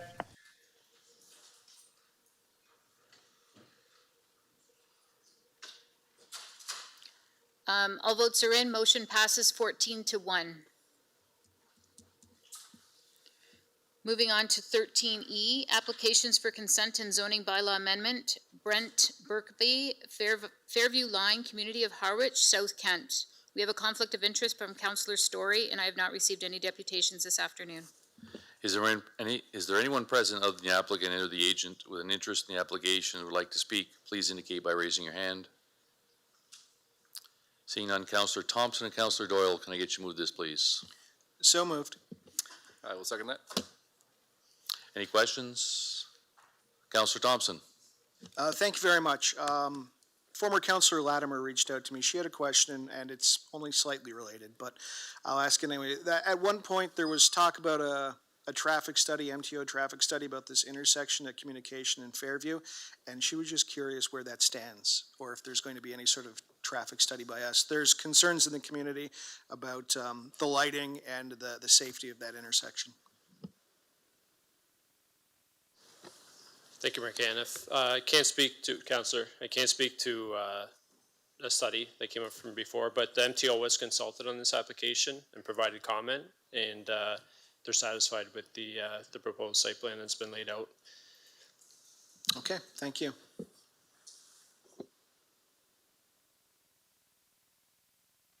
Okay, seeing no other questions. Oh, Councillor Scotchy. Just a follow-up question, Mayor Caniff. Those were some of my questions because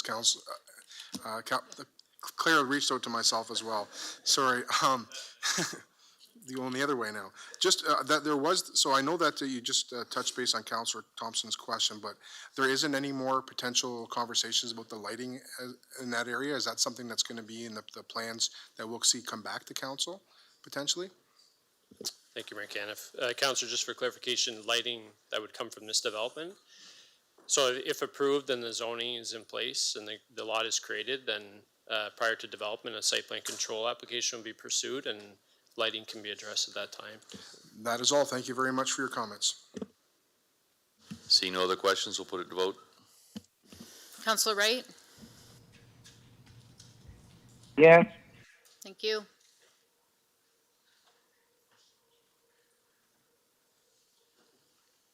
Councillor C. McGregor? All votes are in. Motion passes 15-0. And the last planning application, 13F, application for official plan amendment, zoning bylaw amendment, and consent.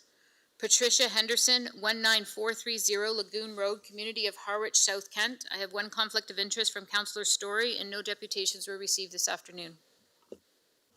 Is there anyone present other than the applicant and other agent with an interest in the application? Please indicate so by raising your hand. Seeing none, Councillor Sakachi and Councillor Thompson, can you move this, please? So moved, Your Worship. And seconded. Any questions? Seeing none, we'll put it to vote. Councillor Wright? Yes, thank you.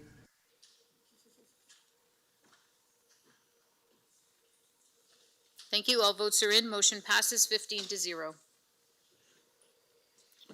Mr. Mayor, we'll now move on to deputations this evening. We have received two, and both are on item 22D, the Regional Park Development along Bear Line Road. We have Mark Chapados, followed by Chris Farron. I'll remind both deputations that you have a maximum of 5 minutes, and the 5 minutes will be on the screen. If you want to come forward to the podium and just push the microphone on, and you'll be ready to start.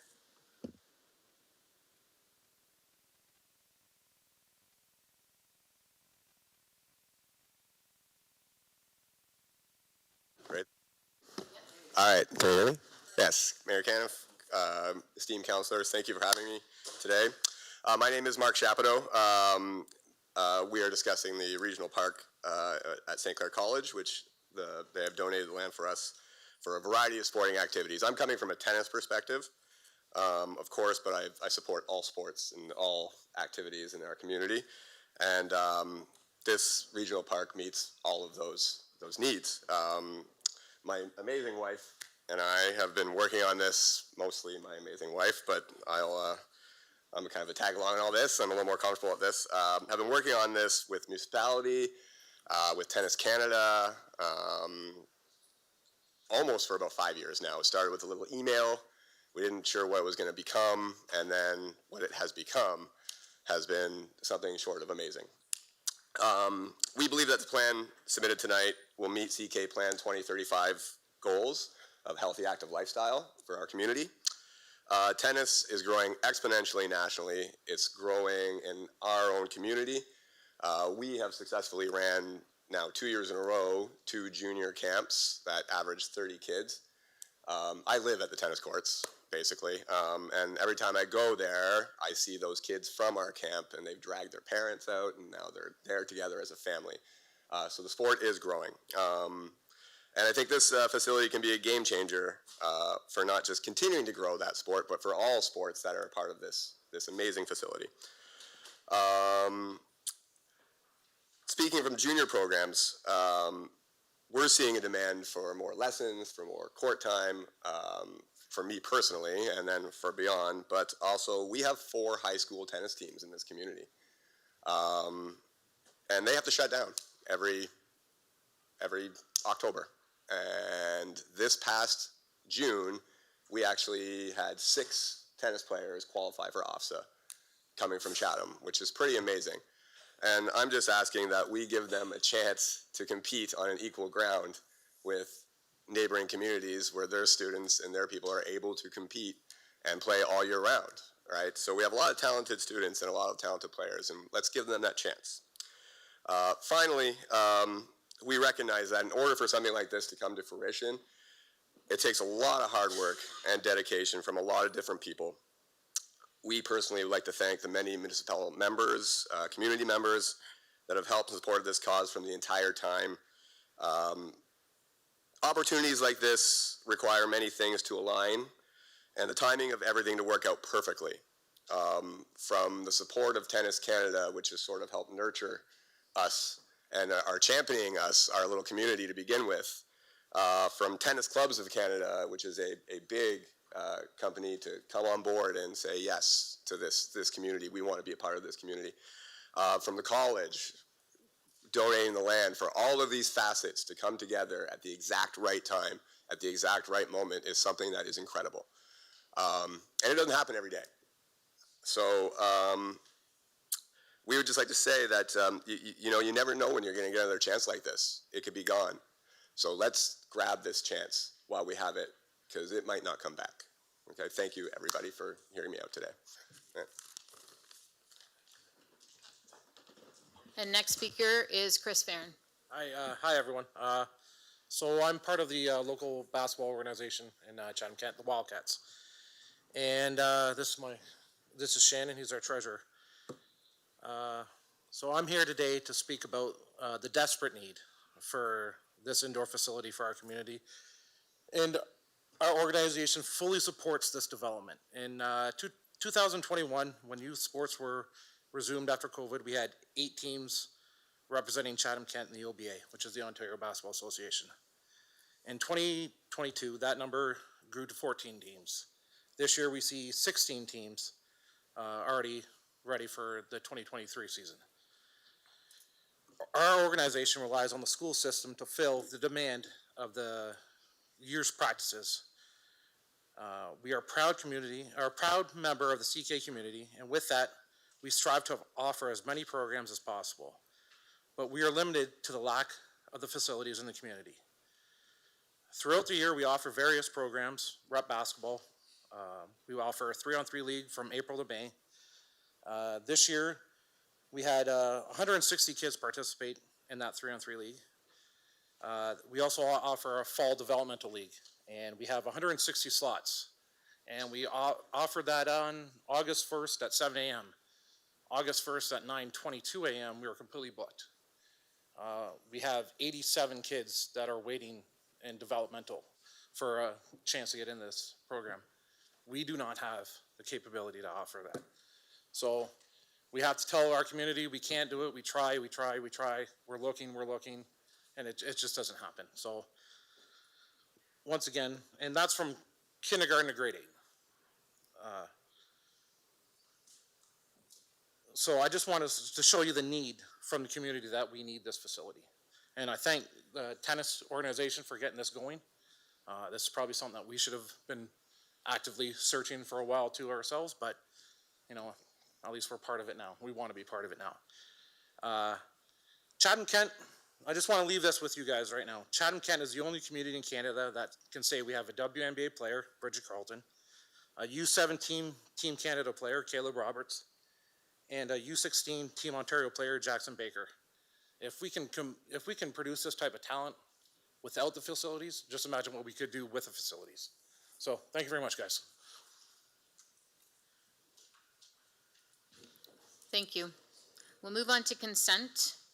So we have, I believe it is 7 reports that have been pulled for this evening. And I'll just call them up here. Okay, so item 18A, update report on the Imagine Chatham-Kent proposal has been pulled by Councillor Sakachi, Councillor Pincino, and Councillor Story. Item 19A, amendment to the firework bylaw number 156-2016 has been pulled by Councillor Brock McGregor. Item 21C, Built Heritage Public Policy Project has been pulled by Councillor Story. Item 22B, Chatham Lawn Bowling Clubhouse Decommissioning has been pulled by Councillor Story. Item 22C, motion on splash pad operations has been pulled by Councillor Brock McGregor. Item 22D, Regional Park Development along Bear Line Road has been pulled by Councillor Brock McGregor. And item 22G, motion by Councillor Doyle, long-term plan for gravel roads has been pulled by Councillor Doyle, Councillor McGrail, and Councillor Sakachi. Therefore, the remaining items on the consent to be approved in one motion are 16A, 17A, B, C, D, E, item 18B, 19B, 20A, B, 21A, B, D, E, F, G, H, I, number 22A, E, and F. 22D, sorry, has just been pulled by Councillor McGregor last minute. Sorry, Meredith. Councillor McGrail and Councillor Hall, can I get you to move the consent agenda, please? Yes, I'll move that. So seconded. Any questions? Seeing none, we'll put it to vote. Councillor Wright? Yes.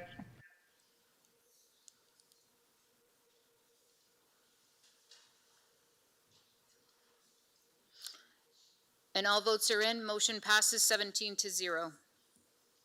Item 18, Chief Administrative Office. 18A, update report on the Imagine Chatham-Kent proposal. We have 2 conflict of interest, Councillor Allen and Councillor Doyle. Councillor Sakachi and Councillor Story, can you each put this on the floor, please? Happy to put it on the floor, Mayor Caniff. Seconded, thank you. Okay, Councillor Sakachi, the floor is yours, followed by Councillor Story. Thanks, Mayor Caniff. My comments are very brief. I do want to just commend maybe to Mr. Dubin and the team that this is going to the community for more consultation, that there's actually no recommendations. I think that's very beneficial for us to kind of recalculate our potential and see what what the community wants and look at those aspects. So that's something I can really much appreciate. I did see Rob Pollock in the audience somewhere. I'm not sure if I can just ask a question to him. Kind of surprisingly, I guess I didn't give him the heads up on this one.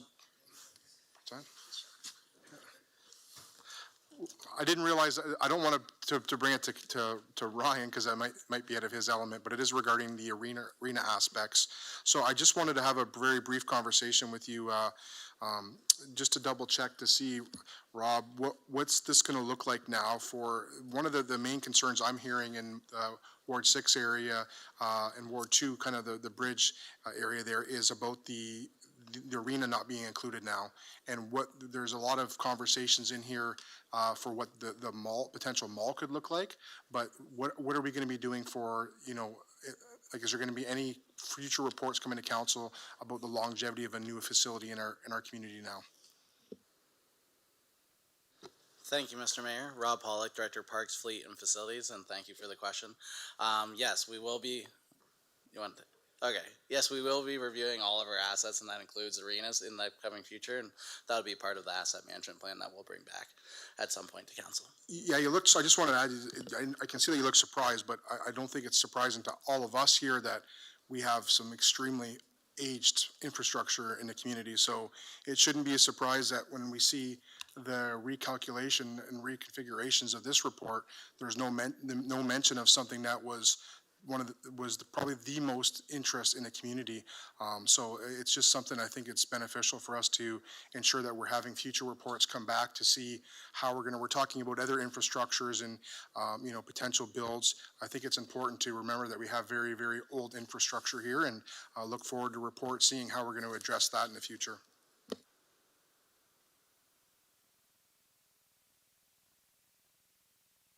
Councillor Story, followed by Councillor Pinsino. Thank you, Mr. Mayor. I also wanted to echo Councillor Sakachi's comments with the detailed public consultation description in the report. So thank you, Michael, and the team for taking the time to put that together. That's really important. That is some strong feedback I have heard from our community about how our fellow citizens are really keen on hearing what the options are and having the ample opportunity for feedback. I just have a couple requests on what I would like to have included if possible moving forward. So the need for comprehensive public consultation and transparency on how these decisions are being made. The need to focus on our community and our municipalities' needs versus private developers, and I am extremely thankful and grateful for their investment in our community to date. What they have done in our community, especially downtown Chatham, has been game-changing. I'd also like to request that we keep an open mind about renovating and repairing versus moving to facilities that are the same age and potentially in the same condition. We do have a purpose-built, architecturally significant building that should be maintained and updated, which we haven't been doing for many years. That can't be changed now, but we can look forward and figure out the best way to ensure that this property can function effectively for generations to come.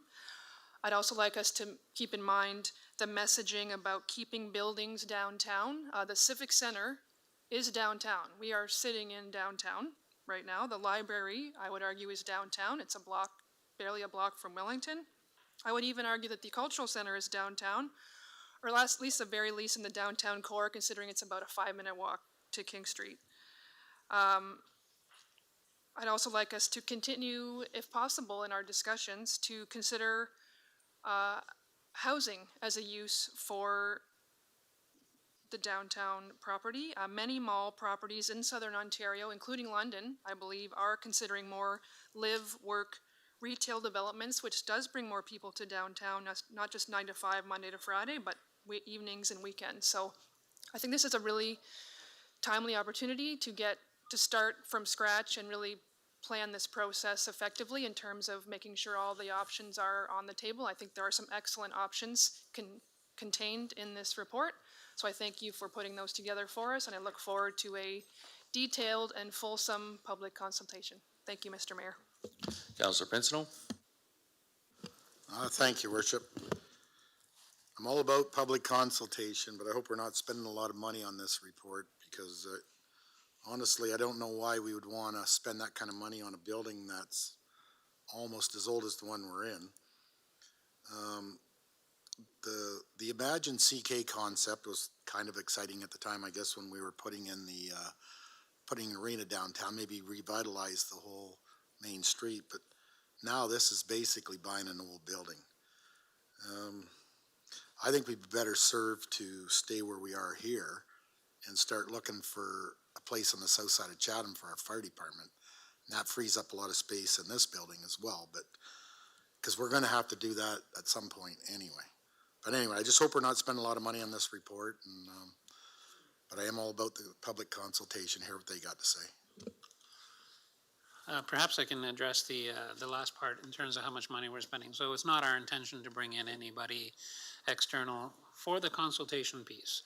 So just to be clear, if council then gives us direction to go down a certain path, and that path requires us to bring somebody in who can give some expert advice on what it would take to relocate a library or relocate a museum, then we'd bring in experts. But at this stage, it'll just be internal staff that will run the public consultation. So I don't see it as being an expensive proposition at all. And we hope to have that done in the next little while so that you can make a decision on what path to send us down, into early fall. So.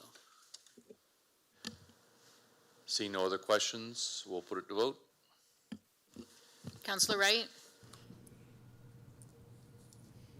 No.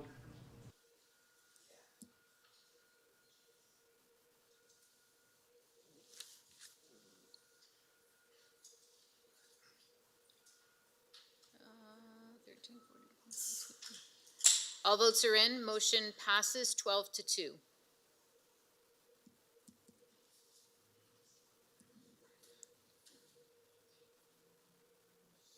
Item 19, Fire and Emergency Services. 19A, Amendment to Fireworks Bylaw Number 156-2016. Councillor B. McGregor and Councillor Crew, can I get you to move this, please? Happy to move it. Happy to second. Councillor B. McGregor, go ahead. Really brief, I just didn't want it to fly by in the consent agenda. I wanted to thank community members that brought this concern forward, and I think it's a really positive step to make sure that our policies are in line and reflect the diversity in our community. Appreciate it. Seeing no other questions, we'll put it to vote. Councillor Wright? Yes. Thank you. All votes are in. Motion passes 16-0.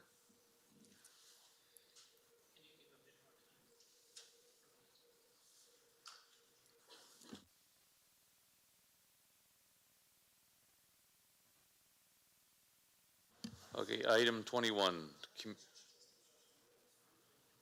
Community Development. Oh, no, you can. Yeah. So Councillor Jubenville, how do you vote? And we will record it in the minutes. Sorry. One either. Sorry, I'm a Okay. little discombobulated right now. That's okay. How would you like to vote on the last two? And we will record it in the I minutes. don't know.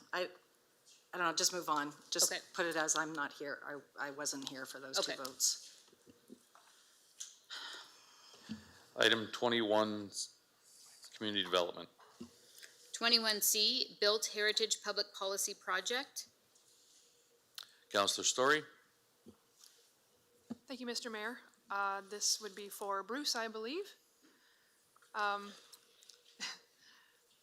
I just had three quick items to discuss. First, I wanted to commend Gabriel on this detailed plan and the consideration of public consultation with both the Municipal Heritage Committee and the public at large. I look forward to hearing what they come up with.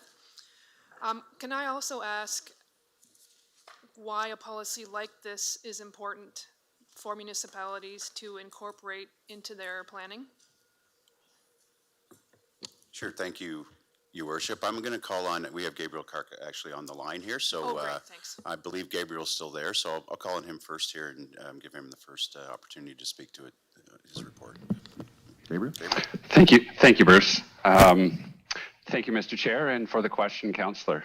So, with regards to your question, I suppose there are both philosophical and practical aspects to my answer. So the philosophical part is the preservation of built heritage is a municipal responsibility, one that has been delegated to the province primarily through the Ontario Heritage Act, but also through other pieces of legislation such as the Ontario Municipal Act and the Planning Act.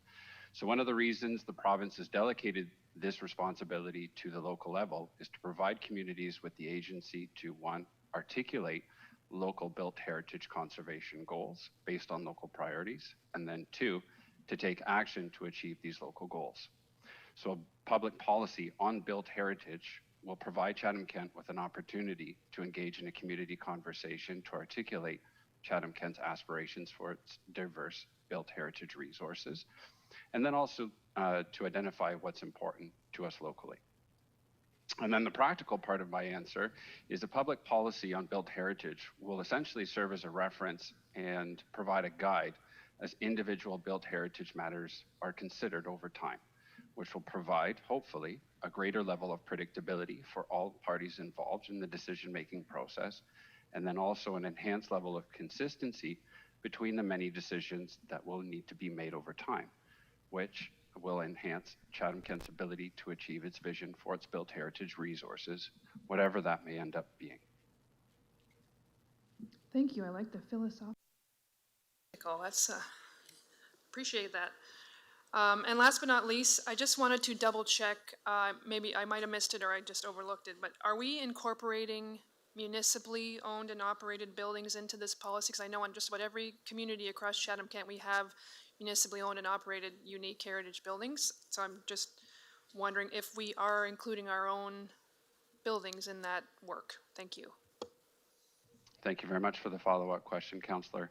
So the focus of the Built Heritage Public Policy, so this component that we're about to launch now, is to articulate Chatham-Kent's vision, goals, and objectives for all of this community's built heritage resources.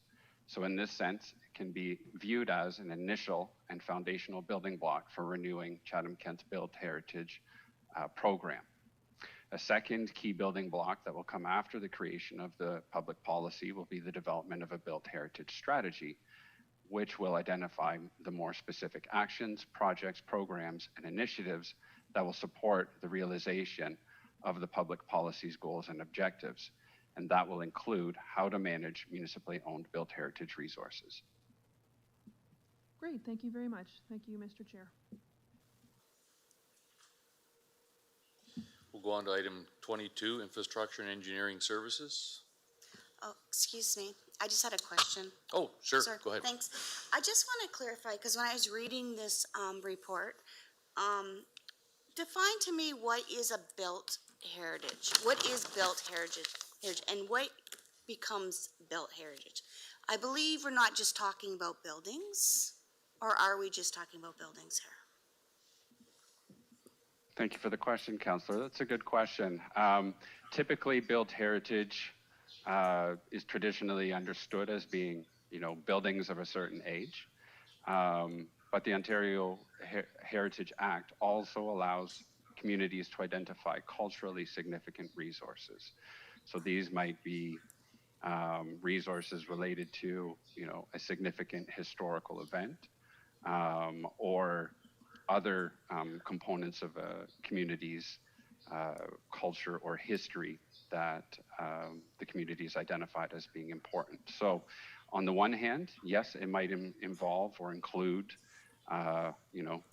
old buildings, but it might include things like pieces of public infrastructure such as roads or bridges and other artifacts that are essentially constructed by people. Perfect. Thank you. Okay, we'll now move on to item 22, infrastructure engineering services. 22B, Chatham Lawn Bowling Clubhouse decommissioning. Councillor Story and Councillor Finn, can I get you to move this, please? Happy to move, Mr. Mayor. Happy to second.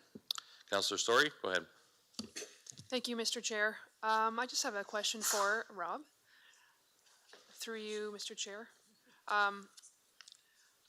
So I had a couple of communications with folks affiliated with the Lawn Bowling Club, and certainly an active group in our community with a long history and a great location that obviously has had some challenges as of late. But I think there might be a bit of confusion on where we stand with the consultation and discussions with that group. Would you mind just giving us a quick update so we're clear on where we stand with those discussions with them and what maybe is going to happen next, the next step? Thank you. Thank you, Mr. Mayor. Yeah, we've been in discussions with the Lawn Bowling Club executive since we noticed that there were structural issues with the building. We worked with them to get their stuff out of the building and worked on other accommodations and other plans in the future to as they won't have space. We've talked about a pavilion that they can fundraise for, but we've moved all their stuff out now, and we've worked with them the entire time. And the executive's been happy with them, and we've included that in the report too. Thank you. Councillor Bondi. Thank you, Mayor Caniff. Yeah, Rob, just a quick question. Yeah, I've spoken to some of these folks, Mr. Heather, as a matter of fact, and they all understand what's happening in the building, you know, blah, blah, blah. So when we say fundraising, is there any estimation as a cost to rebuild, like, and what would the rebuild look like? Would it look like the old, because I think the old one had like a cooking facility, a rather large kitchen, maybe? And to follow up on that question, would the municipality, not that I can ask you this, but is there any talk about the municipality chipping in some of this? Because, you know, you say fundraising. Well, we build washrooms and nobody fundraises for them. Like, we pay for it. So is there any talk about that, or are you just going to allow us to have that discussion at budget, which is probably going to be the answer, which would make sense? Thank you, Mr. Mayor. So the initial discussions with the Lawn Bowling Club is the executive's not concerned about a replacement. We have washrooms at that location, and we found some storage for them. The plans with them right now are they were looking into fundraising for a pavilion. But yeah, if there's any other discussions about would the municipality put in any money, that would come at the budget deliberations. That's what I thought. Okay, just thought I'd ask. Thank you. Seeing no other questions, we'll put it to vote.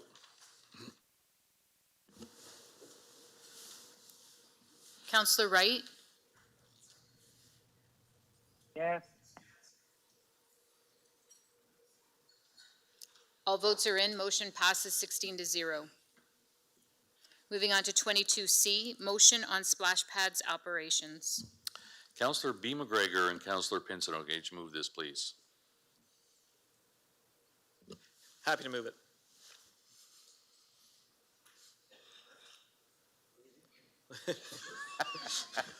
Sorry, Your Worship, I'll second that. Councillor B. McGregor, go ahead. Yeah, I won't spring any questions on you, Rob. I just wanted to highlight this report and really thank both Rob and Deb. Talked to them a number of times on the phone. So it's great that in the upcoming years, we're going to see splash pads throughout our community, which are really phenomenally used, and they're going to be open all at the same time and really maximize the enjoyment in the community. So this is, I think, a really positive advancement tonight, and just want to make sure that the community knows that they'll be able to use those a little bit earlier in their spring next year. Thank you. Seeing no other questions, we'll put it to vote. Councillor Wright, Yes.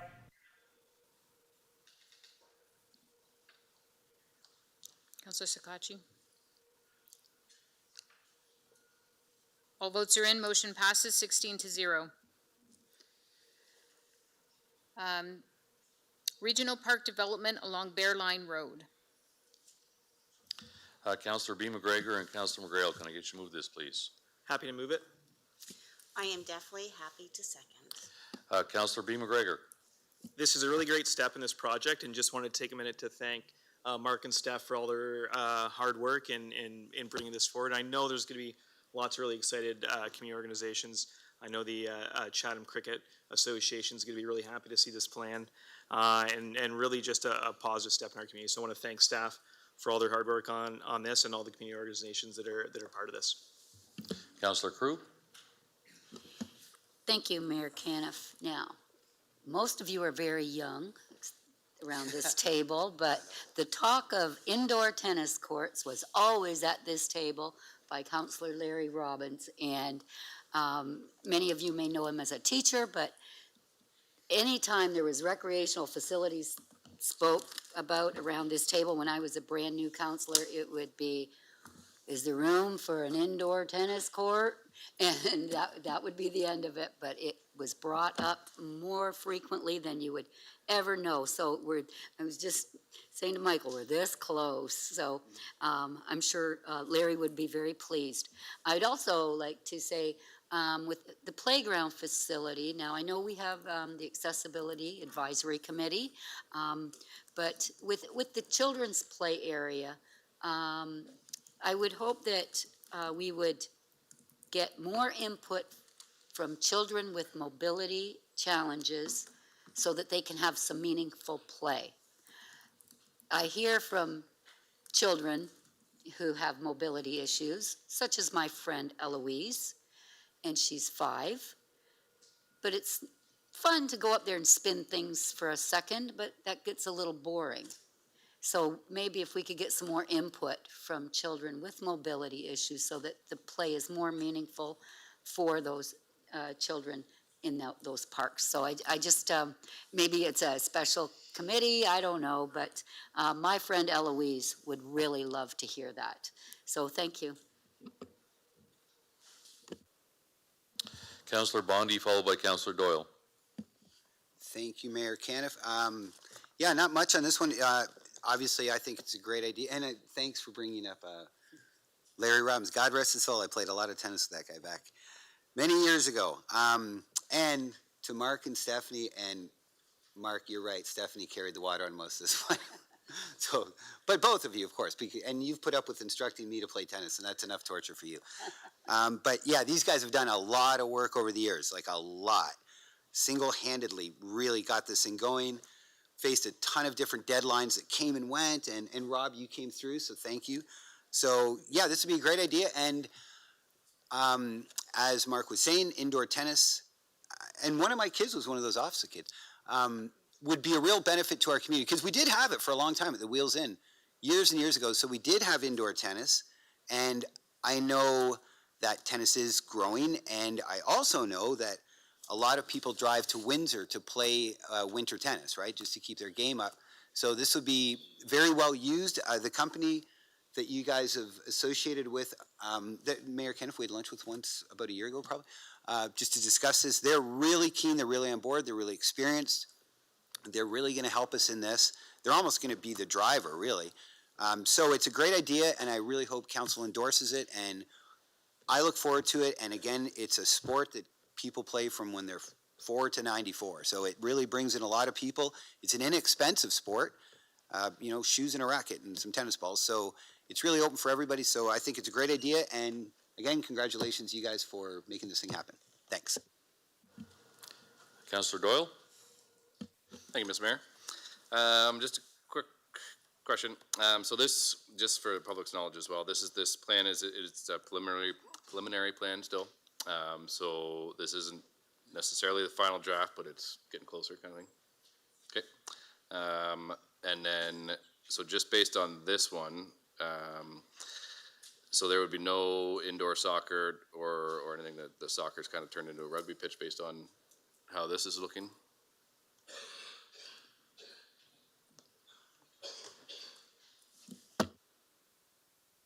Thank you, Mr. Mayor. So like you said, this is a preliminary drawing of what it could look like. We're going to take this back and meet with those groups and see exactly what they need. So if they did want a dome facility as well, we could look into those options. But we're going to take this back and get more feedback from the community and community groups.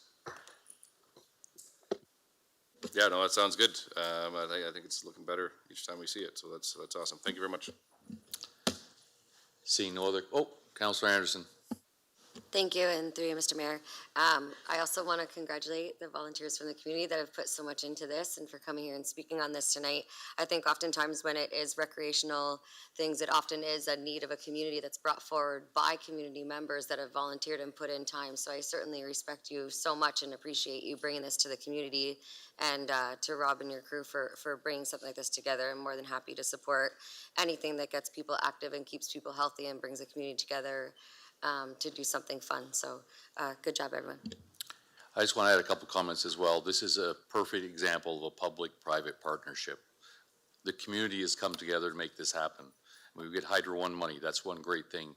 But we have wonderful citizens that step up. Stephanie and Mark are a great example of that.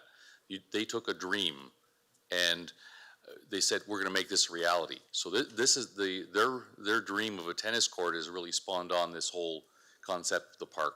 And all those things you'll notice, those are things that we don't have in our community right now. All the stuff we're proposing, including the dome. I would like to see a dome there because that's something we don't have in Chatham-Kent.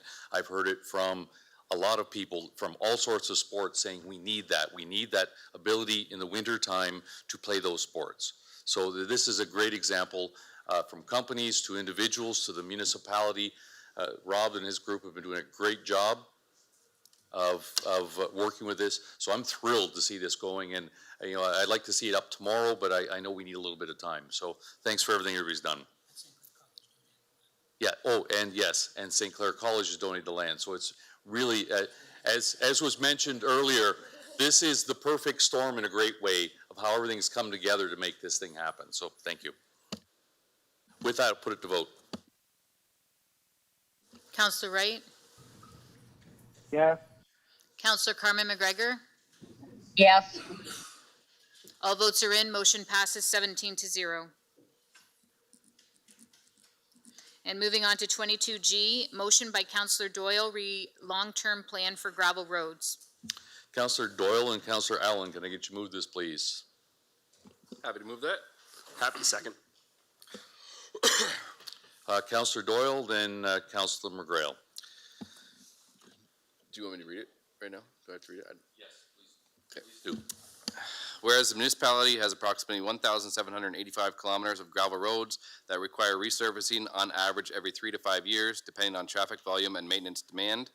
And whereas 525 kilometers of gravel roads are resurfaced on an annual basis at a cost of approximately $4.5 million. And whereas the application of dust suppressants to gravel roadways within the municipality is a critical component of gravel roadway maintenance at a cost of $1.4 million. And whereas the number of complaints and requests for service on gravel roads is increasing, that administration be requested to develop a long-term plan for gravel roadways that includes the prioritization of upgrades to surface treatment or pavement for roadways that are a key connector or where the traffic volumes meet requirements. And that project funding for the gravel roadways conversion program be brought forward for council consideration through the 2024 multi-year budget process. Okay, any comments? I just sort of think that we do, as it says in here, we've got about 1,785 kilometers of gravel roadways coming from a rural background. And knowing that we haven't upgraded any of these in quite a long time, with our growing population and starting to expand. And more traffic being on these roads, I think the long-term plan should be to redo these based on more or less a needs-be basis based on traffic and the roadway themselves. And I think that we're doing the gravel road study, which should play in perfectly with this. So we can have a little bit of study to figure out which roads that we're going to be doing. And then the complaints that I've received are quite a few, and they seem to be all over the place on the gravel road. So if talking to somebody this was back a little while ago, but he said back when he did it, it was about 7 years break even for you once you tar and chip a road. So I'm sure that number is now not 7 years, but regardless, even if we break even in 20 years, then it makes sense to start doing now. If we don't start now, we're never going to get our roads done and upgrade these. So a little bit of time and just get it done over the many years. So. Councillor McGrail, followed by Councillor Sakachi. Thank you, Mayor Canna. Ryan, I have a couple questions for you. Ryan, do we currently have a policy within our municipality that deals with converting gravel roads to paved roads? Thank you, Mr. Mayor, for the question. It's Ryan Brown, Acting General Manager of Infrastructure and Engineering Services. To the question, in the past, in my experience, we've pointed residents who've asked about this question to the local improvement process. And I believe in the past 5 years anyway, this topic has been discussed at council before regarding the upgrading of certain gravel roads. And at that time, it had always been talked about that this was a local improvement process, and which would mean that the public would contribute to the initial capital cost, not like, so the people that live on the road would pay the capital cost, not the municipality. So this motion is quite different than previous discussions we've had on this topic. Great, thank you. I'm gonna put you on the spot a little bit, and I'm not gonna hold you to any numbers. And Gord, maybe I'm gonna put you on the spot too. But give me an estimate of the cost of the gravity of what we're asking here. What would this cost the municipality to complete? Thank you for the question. So the way the motion reads, because I don't want to ad hoc a bunch of numbers that Gord wouldn't agree with. But I think what it says is that administration develop a long-term plan and bring back a prioritization of upgrades to surface treatment or pavement on key connectors or high traffic volume roads, something like that. So if the question is how much would it cost to upgrade every gravel road in the municipality, the answer is a lot. It would be, it's in the order of magnitude of $500,000 a kilometer, $1 million a kilometer, depending on the type of roadway. And depending if you're going to use surface treatment or if you're going to use asphalt. Does it need drainage? Does it have proper base to the road? So that's a really broad question, but I think if you put some money into this, through the capital plan or however that gets funded at budget time, that you don't have to do all 1,785.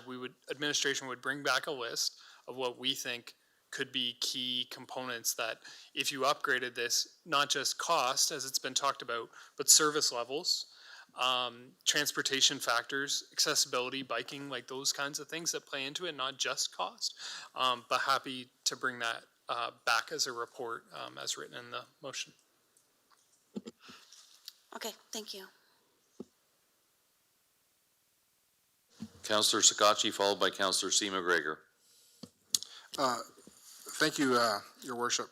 I got several questions here, and I do apologize for somewhat of the long list to Gord and both Ryan. I definitely, Mr. Brown, I definitely, understand the concept here, and I'm trying to get my head around it to support it.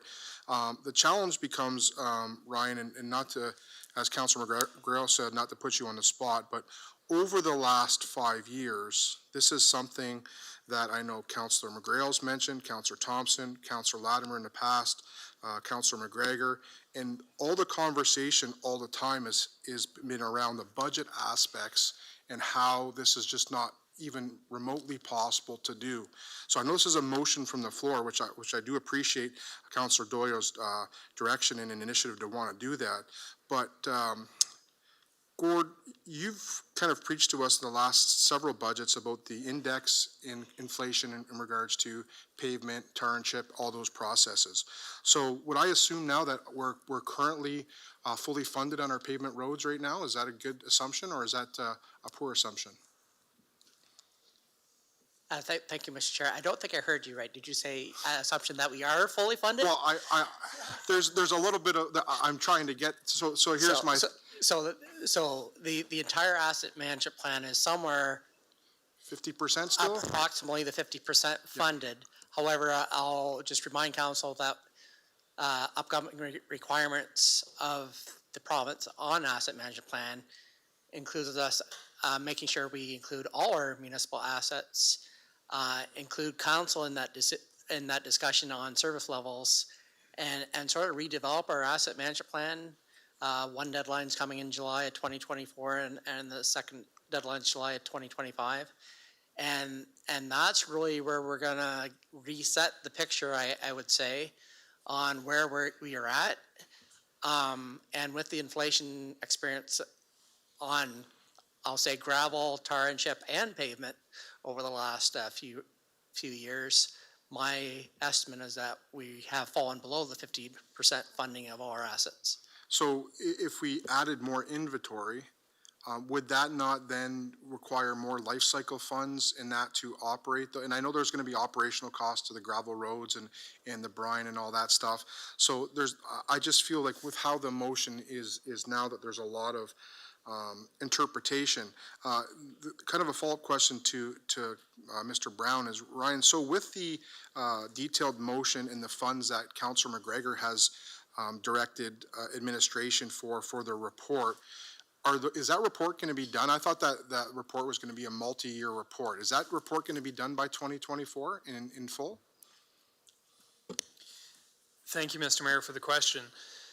So the report you're referring to, I had pulled it up to refresh my memory, September 2022, when we talked about the level of service through a motion to analyze, to do a Chatham-Kent gravel road study, which was to do inspections, geotechnical work on all our gravel roads over a 10-year period.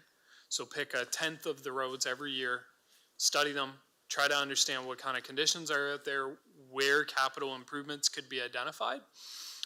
And so in 24, I expect to have the first version of that report done, which would be on approximately 10% of those 1,785 kilometers that were mentioned, and would give us some indication of what capital improvements could be done on that 10% of the road network.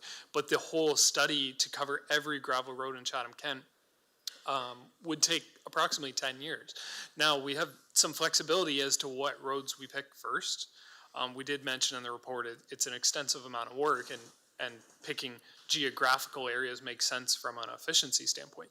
But we could pick some of these higher travel roads, some of these roads that this council's talked about with high traffic volumes and poor maintenance, or poor condition rather, of the gravel roads. So to answer your question, part of the report will be done in 24, but it will not be completed for a decade. So will this impact the current direction already of what we're asking? So the reason why I'm asking is that I think it was it $10,000 per year, Gord, that for this report? I did not review the motion, so I do apologize, but I thought it was 50,000. 50,000 per year? Correct. Okay. So would that supersede, because it's almost, the direction's similar, but there is differences. And the reason why I'm saying that is because if we're looking at repaving roads, some of those bases might not necessarily, it might not just be repaving a road or tar and chipping a road. You might have to address the actual bases of that road as well, because we've learned over the last 5 years how there is a lot of challenges with the current bases of our roads, right? So I'm just trying to find the synergies if they're going to be co-linked together, that you can do both at the same time. Because I look at it a little bit differently, that this is going to be a strategy we're implementing. Why study all those roads if we're going to be then already implementing, because your team's going to be looking at it twice now? Is that correct? Thank you for the question. So I think it's complicated, but where there's overlap, so I'll give an example. We do not have accurate traffic count data for all our gravel roads. We have some of it, and some of it's older information. So part of those 10% of roads I was talking about, they're going to look at the base conditions of the road. They're going to look at drainage. They're going to look at traffic counts, and they're going to be looking at how the road's being used. So that may really, some of those things we might glean out of that are really going to advise into where would you start? Which gravel road, if money was approved through the budget, as the ask is in the motion, where would you start looking at conversions of roads? So some of that may come from this report, the first initial report in 24. Some of that might come from resident input or road supervisor input as to what roads they think. I think maybe almost every councilor here have talked about certain roads in their areas that, see high traffic or experience poor conditions over time. So I think to answer the question is it's a part of it, but if this gravel road conversion program was approved in the 24 multi-year budget to start in 24, we would have to gather pieces of information from those different sources as I identified. Does that help, Councillor Scotch? Yeah, it's just, I find it's very convoluted. It's hard for me because I do want to support my co-councilor here. I think because he is, you know, a fellow councilor in my ward, and I do hear a lot of complaints, I am going to support it. I am going to ask for a number 2 on this motion, though, as a friendly amendment in order to support this. I wanted to add a number 2 that says, information be provided to council prior to commencement of any conversion projects on A, impacts, if any, on the current road conversion policy. B, recommendations from the gravel road study approved in the 23 budget, and C, a long-term capital, life cycle, and operational budget impacts, because it's not just about the projects, it's about what we're going to do with our current policies, what we're going to do with our life cycle, and how much this is going to inflate our operational budgets, because we already know in the next several years, we're going to see significant challenges from a budget standpoint, and I don't want this to get into the way of future life cycle projects as well as future capital projects, and I'll end my conversations there, if that could be a friendly amendment. Yes, sir.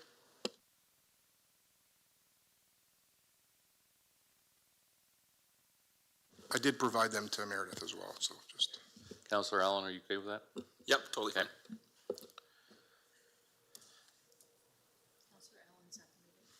Sorry? Councillor Allen seconded it. Yes. Yeah, he's okay.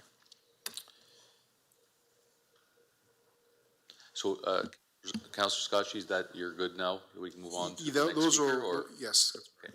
thank you. All right, so as we move on to the next speaker, we'll get those amendments in there. Councillor C. McGregor, followed by Councillor Pinsnow.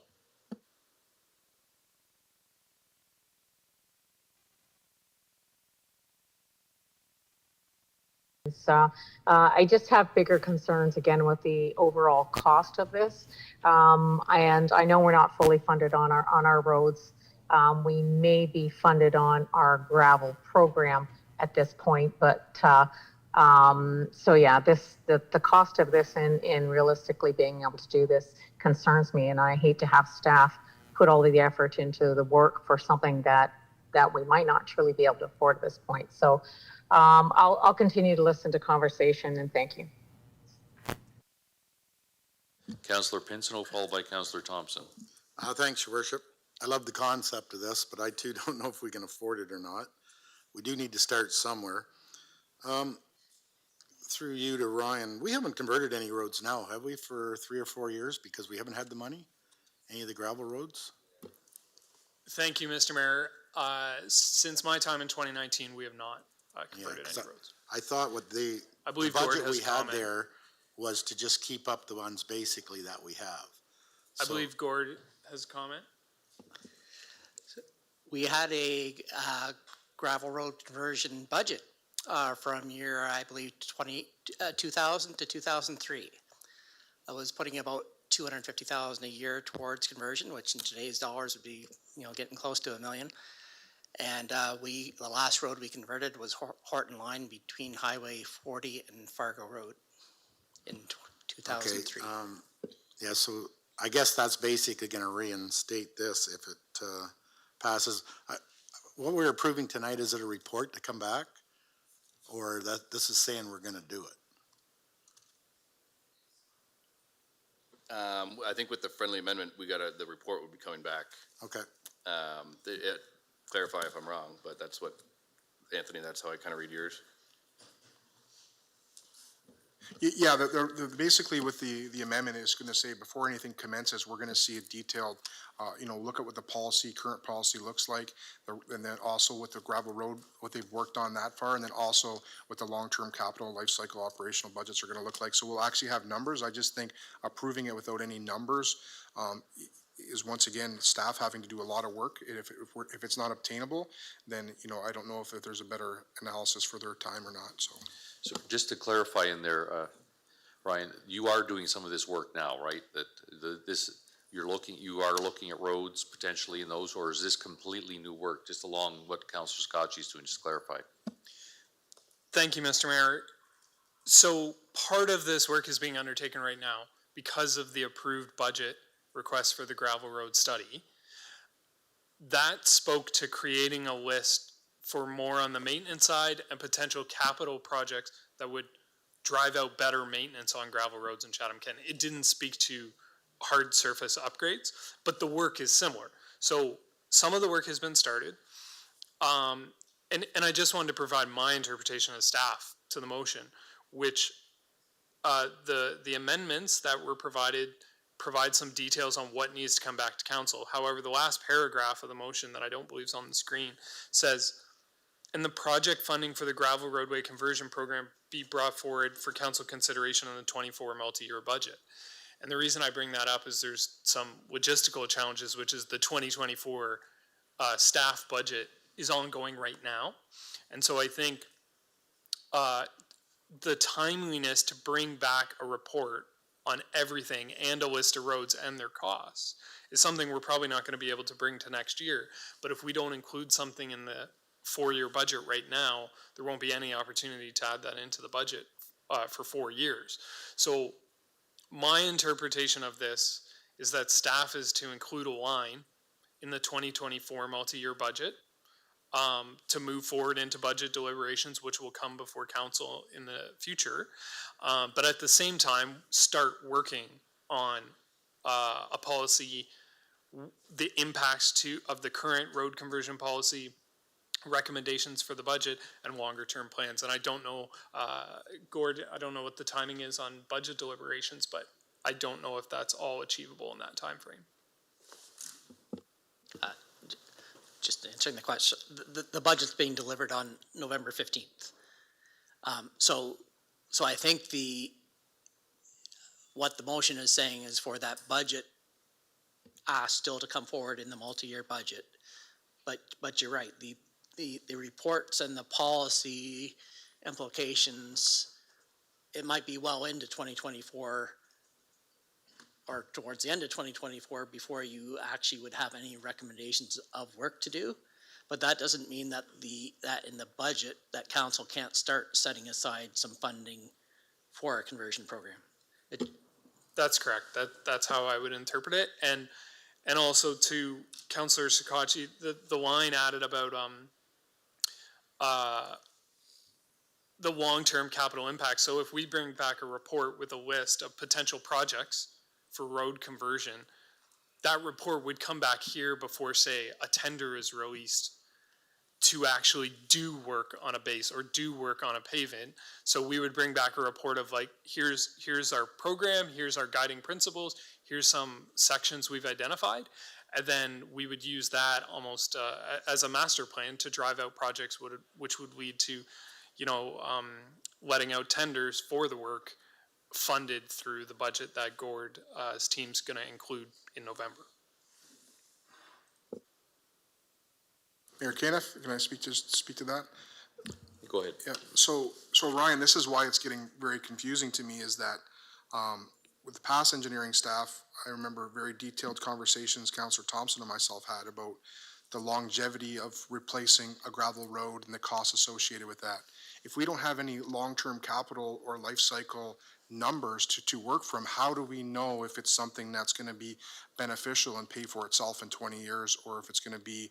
So I understand the tender process, but how do I approve something today that says let's look at this in 2024 without knowing if it's going to be cost savings down the line, if it's going to be what the initial makeup is? So I'm trying to find a way to make a decision that's in the best interest of the municipality, understanding that I would like to see some roads upgraded, but I need to see the formula that's going to say, if we do these 10 roads in 10 years, long-term, we're going to be saving this much amount of money roughly. Because before, with past engineering staff, they've told us that 25 years it's going to be before you even break even, and you're going to have to be repaving in that time. So I'm just looking for information to say, is this good practice to add to the budget? Can we afford it? And moving forward, is it obtainable that we can sustain this types of service? So just with the original motion, I don't have any numbers to go by if this practice is going to be. It might be a good practice if we had unlimited money, but how do I support something not knowing coming to budget what the costs are going to be or if it's going to be beneficial?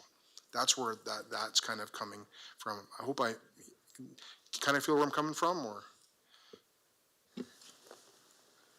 Thank you for the question.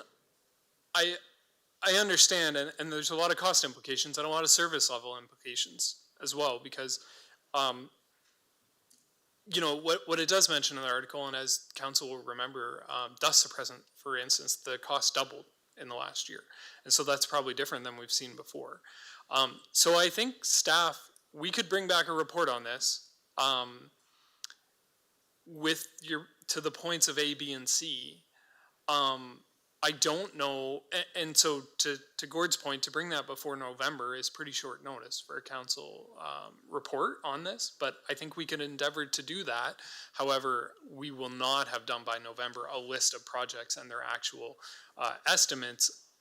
If what you're asking for is guiding principles, how it would work with the current road conversion policy as we've talked about, and what the cost implications could be of certain projects, I think we could bring some high-level information back to council, along with potentially a budget ask to put in the 24 budget, because this motion doesn't speak to the exact quantity of how much council would want to put in the budget each year for a gravel road conversion program.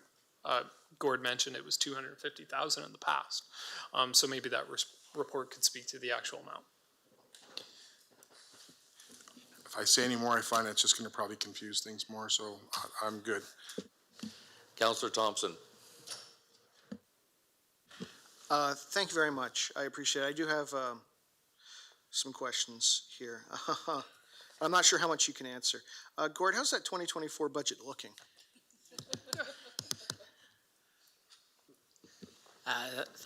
Thank you, Mr. Mayor. The executive management team is busy at work developing the budget. We've met for a couple weeks already this summer, and we got a couple more meetings to go in September before we. But there's a lot of cost pressures. I'll put it that way. Let me rephrase. Do you remember what you at our last budget? Normally, you offer some sort of prognostication as to future budget increases. Do you remember what your prognostication was for the 2024 future budget increase? My prognostication would have been that there's a lot of pressures hitting municipal councils across Ontario. Infrastructure being one of the biggest one, but also the social pressures and costs along with that. And it's not unique to Chatham-Kent's not facing anything that everybody else isn't facing as well. It's across Ontario. Yeah, but we're not going to hit a 1% budget increase. 2%, 3%, 5%. I think municipalities in general are what will be faced with upwards 5 or up type of budgets across Ontario with everything that they're facing and the way infrastructure prices have skyrocketed over the last 3 years. Okay. I might go back and forth with my questions, and I apologize for that. Ryan, is there like a provincial reference point that would trigger an upgrade of a gravel road to a surface treatment? Like, would you hit a number or a point where the province would say we recommend or suggest you upgrade this road? Thank you, Mr. Mayor, for the question. To my knowledge, there's no guidebook of how to do this, of when a road should be hard surfaced. I think there's, to summarize what I said earlier, I think there's cost pressures. Maintaining gravel roads can get expensive if you have really high traffic volumes, heavy trucks. But that may not be your only reason why you want to convert a gravel road, due to active transportation, due to haul routes. There could be other reasons that would make you want to spend more money to upgrade a road, just opposed to a financial calculation. But to my knowledge, as far, one of our guiding principles is the Ontario Traffic Manual, and there's no guidance in there as to when you should convert a gravel road to a paved road. That's kind of what I was asking. It's always been, and Councillor Sakachi mentioned it, it's always been my understanding that gravel roads are cheaper than surface treatment roads. Are they long term? Are they not? I think that's a very complicated answer. I think in general, gravel roads are cheaper to maintain than hard surface roads. Right, and I appreciate that. And I understand, as you said, there are other reasons you might upgrade a road, but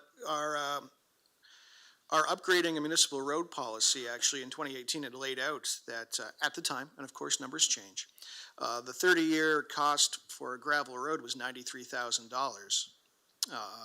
And a tar and chip road was $184,000. So I think potentially we could be looking long-term at actually increasing the costs and not actually saving any money, which again, I'm not opposed to if it makes sense in the right spots, but still I think as others have pointed out, those are things that we need to be aware of, and this has the potential to get very, very costly. Now, it was mentioned that the cost of upgrading a road is anywhere from $500,000 to $1 million a kilometer, right? I think given if you take an average gravel road in Chatham-Kent, have to dig out the base and drainage and pavement and everything, yeah, it's an accurate cost. Yeah, and you're not going to want to do like 1 kilometer. At the very least, you're going to want to go to, well, out in the rural areas, you're going to want to go to at least intersection to intersection, I would imagine, which could be, multiple kilometers in length, right? I'd agree. I think this council spoke before, a previous council spoke before about 3 kilometer, 4 kilometer sections between gravel roads. So $3 or $4 million per year to do one section of one gravel road in one ward. It could be.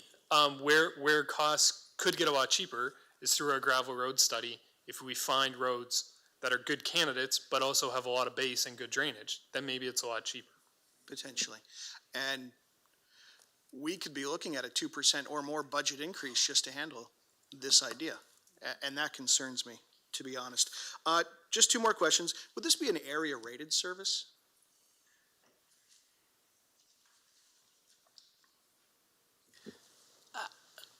We currently do not area rate any of our roads or bridges, so no. See, so that makes me happy because that's a good opportunity to pull some money out of Chatham to get some gravel roads done in the rural areas. And that gives me a good reason to support it, I think.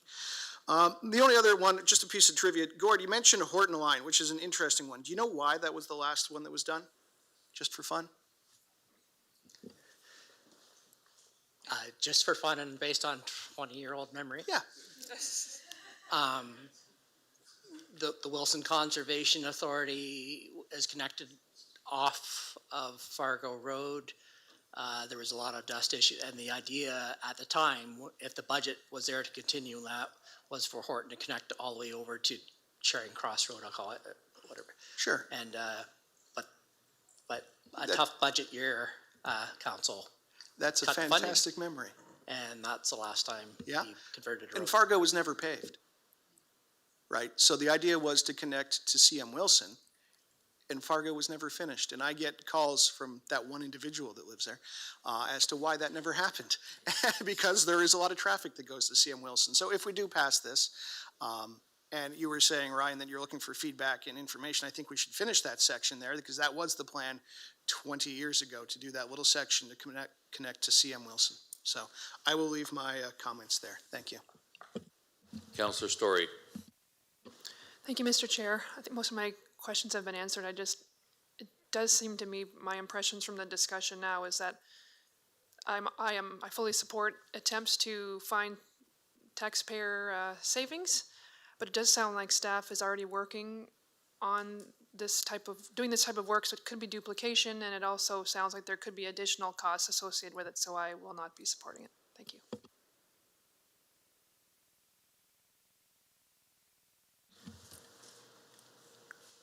So I see no other question. I just want to add a thought as well. I look at this as an opportunity to look at the economics of it. We talked about, 20, the back in whatever year it was, the cost of a gravel road is 90,000 and a tar and chip is 180.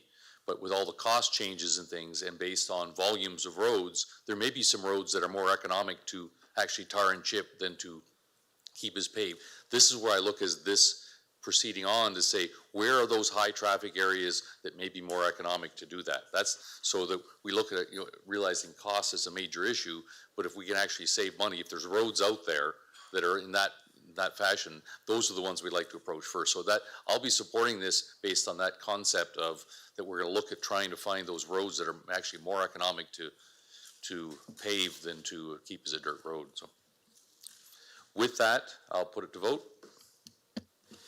Counselor C. McGregor? Yes. Counselor Wright? Yes.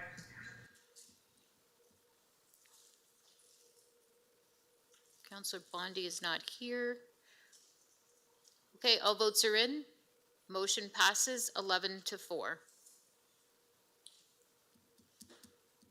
Okay, we're going to notice of motion. We have 1, 2, 3, 4, 5 of them. So I'll start with Counselor Hall. Thank you, Mayor Caniff. I, Councillor Aaron Hall, hereby provide notice that I will bring forward the following motion at the September 11th, 2023 council meeting for discussion and voting.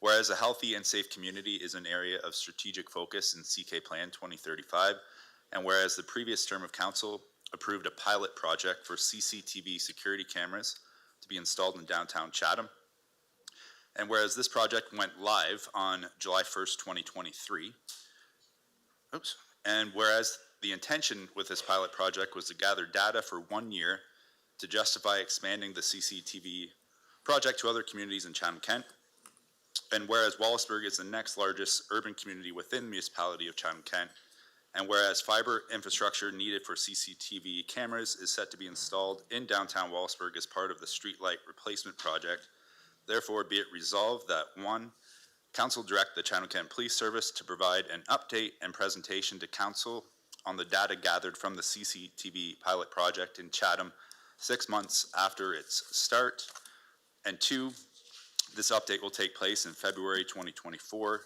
and lastly 3, the Chatham-Kent Police Service be encouraged to start the process for expanding the CCTV program into downtown Wallaceburg sometime in the second or third quarter of 2024, including the submission of grant applications to offset costs.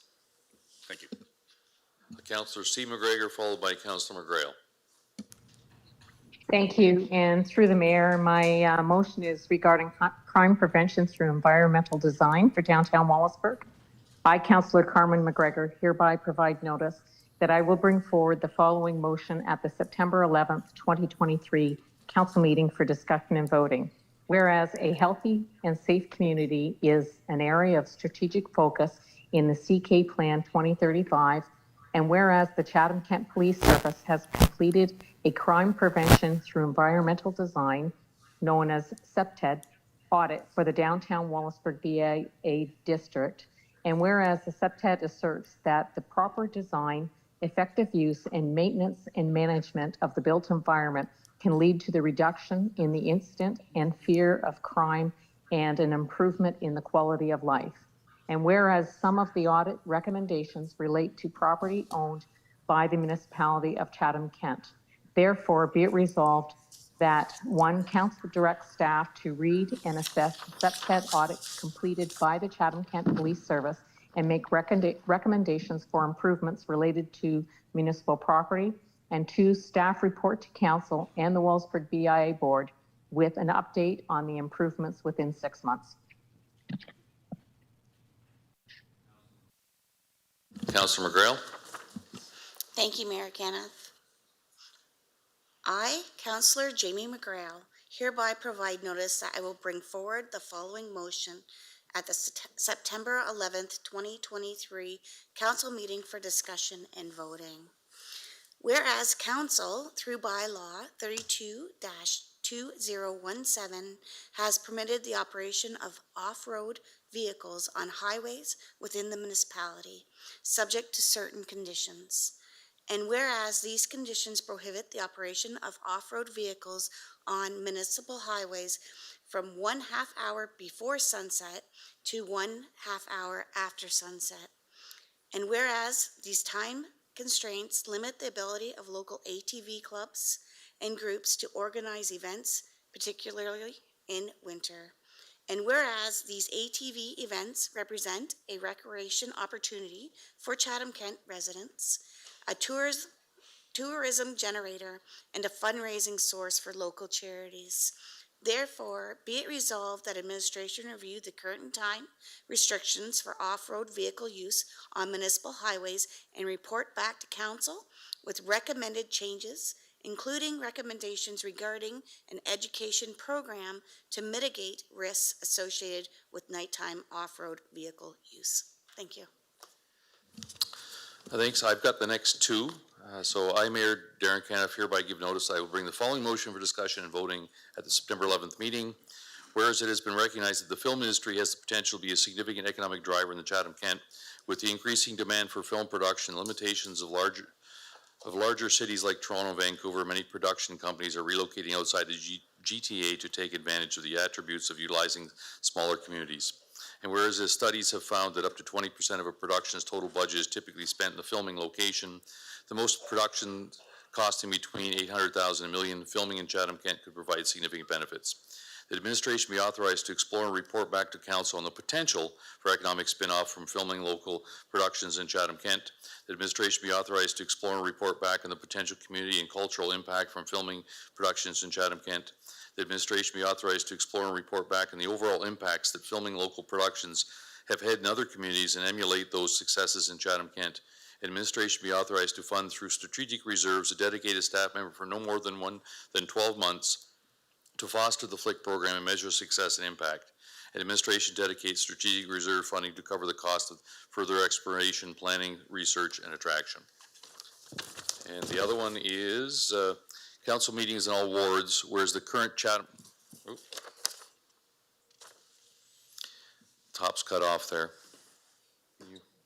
All right. Council meetings all wards, whereas the current Chatham-Kent procedural bylaw states all regular meetings of council shall be held in the council chambers of the municipality of Chatham-Kent, 315 King Street West, Chatham, second floor, or at such other place within the municipality as council may from time to time determine. And whereas a proposed calendar is presented by the clerk's office to council for approval by fall of each year, detailing the dates of all regular council meetings in the subsequent year. And whereas it is important for council to have a presence throughout all communities within the municipality Chatham-Kent, whereas in 2019, council approved a pilot effort to host a council meeting at Ryder Hall in Tilbury on October 7, 2019. And further, in November 2019, approved the concept of council meetings in all wards for the remainder of the council term, 2018 to 22, in the spring and fall of 2020 and 21. And whereas the pandemic made it impossible to follow through with the motion of council meetings in all the wards in 2020 and 2021. Therefore, we requested that a report to council be prepared by administration outlining the logistics of holding 2 council meetings per year, spring and fall, in each ward over the remaining council term 23 to 26. These communities include Tilbury, Blenheim, Ridgetown, Dresden, Wallaceburg. This report would include potential locations within communities, eligibility to hold general public seating, how electronic voting may occur, use of microphones, media coverage, including Cogeco television, and costs associated with holding council meetings in other communities. The report should return in 2020 to allow the meetings to begin in the spring of 2024. Councillor Crew, we'll go to you with the closed session reports, and Councillor Allen will get you a second them. Council directed administration on litigation, including matters before the administrative tribunal affecting the municipality, advice that is subject to solicitor-client privilege, and position, plan, procedure, criteria, or instruction be applied to any negotiations carried on by the municipality regarding development charges, section 239(2)(e), F, and K of the Municipal Act 2001. Council received information on potential litigation and advice that is subject to solicitor-client privilege with regard to Integrity Commission report regarding Councillor Jubenville's section 239(2)(e) and F of the Municipal Act 2001. So move. Happy to second. Any questions? Seeing none, we'll put it to vote. Councillor Wright Yes. and Councillor Carmen McGregor. Yes. All votes are in. Motion passes 16-0. Oh, approval of communication items. Councillor McGrail and Councillor Thompson, can I get you move all of them? And I know Councillor McGrail would like to talk about 2B specifically. Sure, I'll move it. And I'll second. Okay, the Councillor McGrail, over to you to talk about 2B. Sure, thank you, Mayor Caniff. I just wanted to highlight, I really like this, this report from the Ontario's big city mayors. And in it, just to be very quick, it says municipalities own and manage the majority of Ontario's public infrastructure.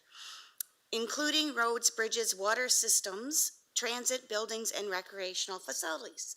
As we are aware, Ontario municipalities have been mandated to develop and maintain asset management plans, which are used to assess the state of good repair of these infrastructure assets and to help make the best possible investment decisions for them. Now that there is a consistent standard being applied across the province, the estimated dollar amount required to bring aging infrastructure into a state of good repair and eliminate the municipal infrastructure backlog is staggering. So I was wondering if we can resolve to send a supportive letter as the minister's call to encourage the federal government to support the sustainability and growth of critical infrastructure in Ontario through a new round of flexible federal provincial infrastructure funding through protecting communities, supporting communities, and building communities. Can I get a seconder for that? As 16 hands shoot up. Yes. Also, can we CC Roma on that and Zone 1 reps in our municipalities in Zone 1, please, and AMO? Okay, Councillor B. McGregor seconded.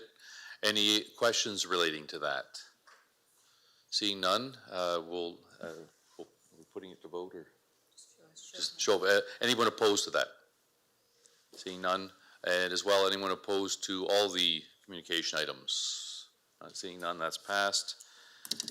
Non-agenda business. Councillor Story, oh, hang on, okay, keep your hands up for a second here. We got lots of them. Hall, B. McGregor, Crew, Pinsino, Scotchy. All right, we'll Councillor Story and then go to Councillor Hall. Thank you, Mayor Caniff. I just wanted two quick items.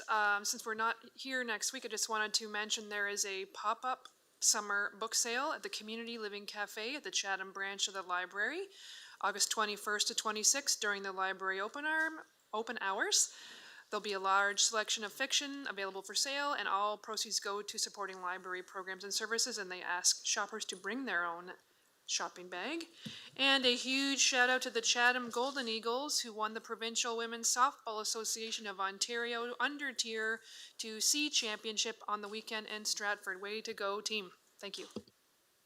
Councillor Hall, followed by Councillor B. McGregor.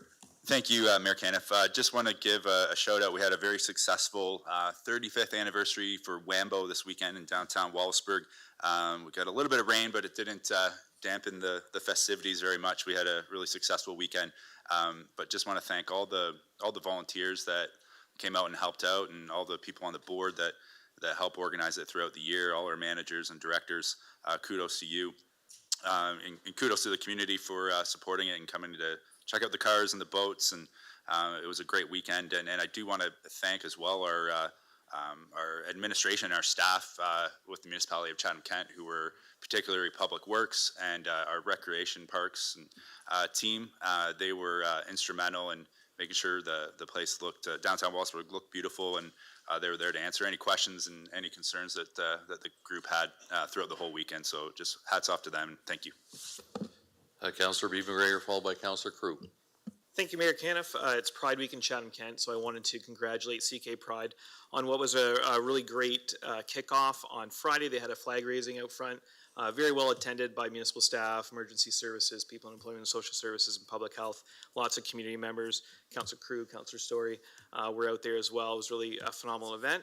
The parade was, Councillor Finn, sorry. And I was getting to the parade, and on the parade, Councillor Finn, Councillor Story, Councillor Sakachi, all were out there walking with a really large crowd. It was a lot of fun. There's a lot of events this week. You can check those out on the CK Pride calendar. There's a pub night, rainbow story time, some opportunities to drop in at Bill's Place. So check out that calendar and get out and support Pride in CK. Thank you. Councillor Pinsno, followed by Councillor Sakachi.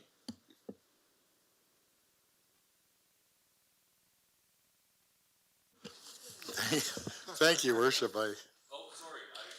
Sorry, Councillor Crew, followed by Councillor Pinsino. Sorry, I put the check mark before you spoke. No. My husband likes to do that too. Doesn't work there either. Okay, so on August 31st is International Overdose Awareness Day. The campaign this year is recognizing those people who go unseen. Overdose touches people and communities in many ways. With the theme in 2023, recognizing those people who go unseen, we honor people whose lives have been altered by overdose.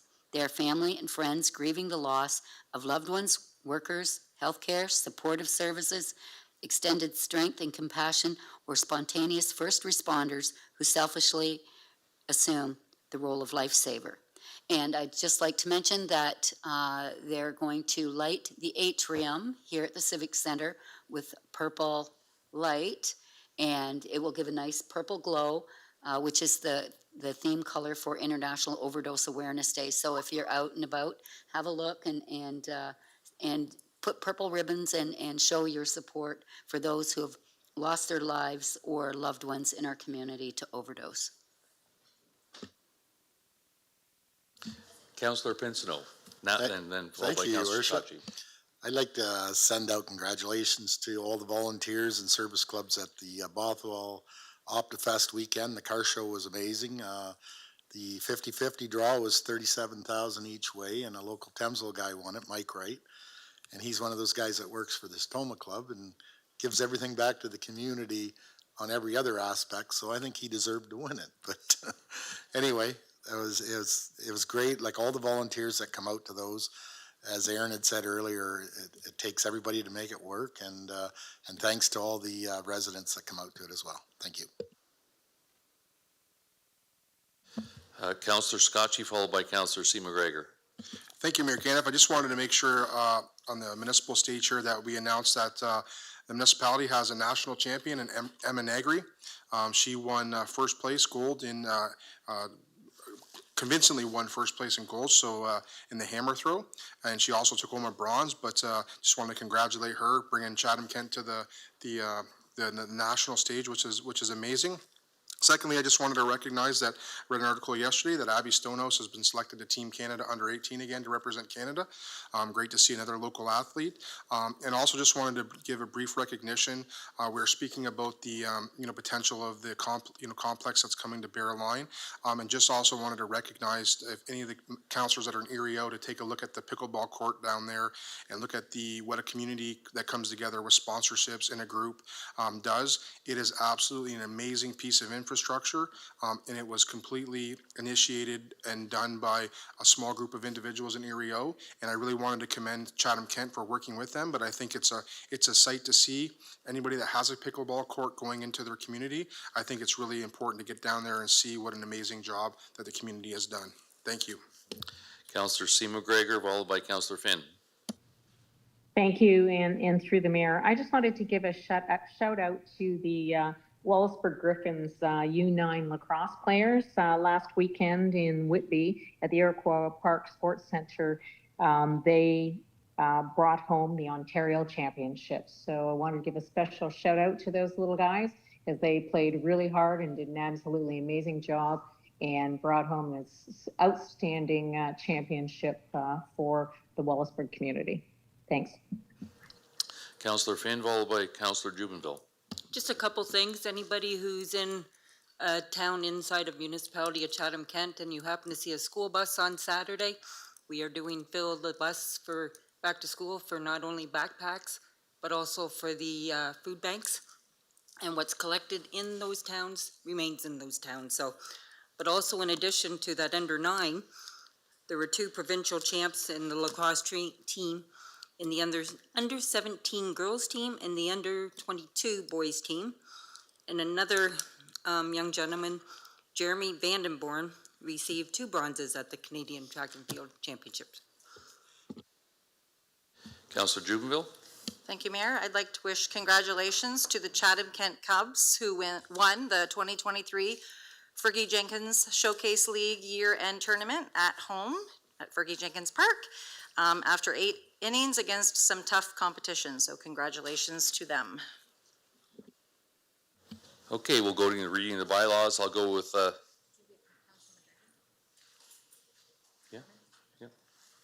I'll go to the first and second reading. Councillor Pinn and Councillor Finn, can I get you to move them? So moved, your worship. Seconded. Anyone opposed? Motion carried. Councillor B. McGregor, Councillor Thompson, can I get you to move the third and final reading? So moved. Seconded. The resolution of council, Councillor Crew and then Councillor Anderson, can I get you close it out for us? Thank you. I move that Chatham-Kent Council adjourn to its next meeting to be held on Monday, September 11th, 2023, and that Chatham-Kent Council authorize itself to meet in closed session on that day to discuss matters permitted by the Municipal Act. I so move. And I second. Anyone opposed to closing it out at 9:09? Seeing none, meeting adjourned. Thanks, everyone.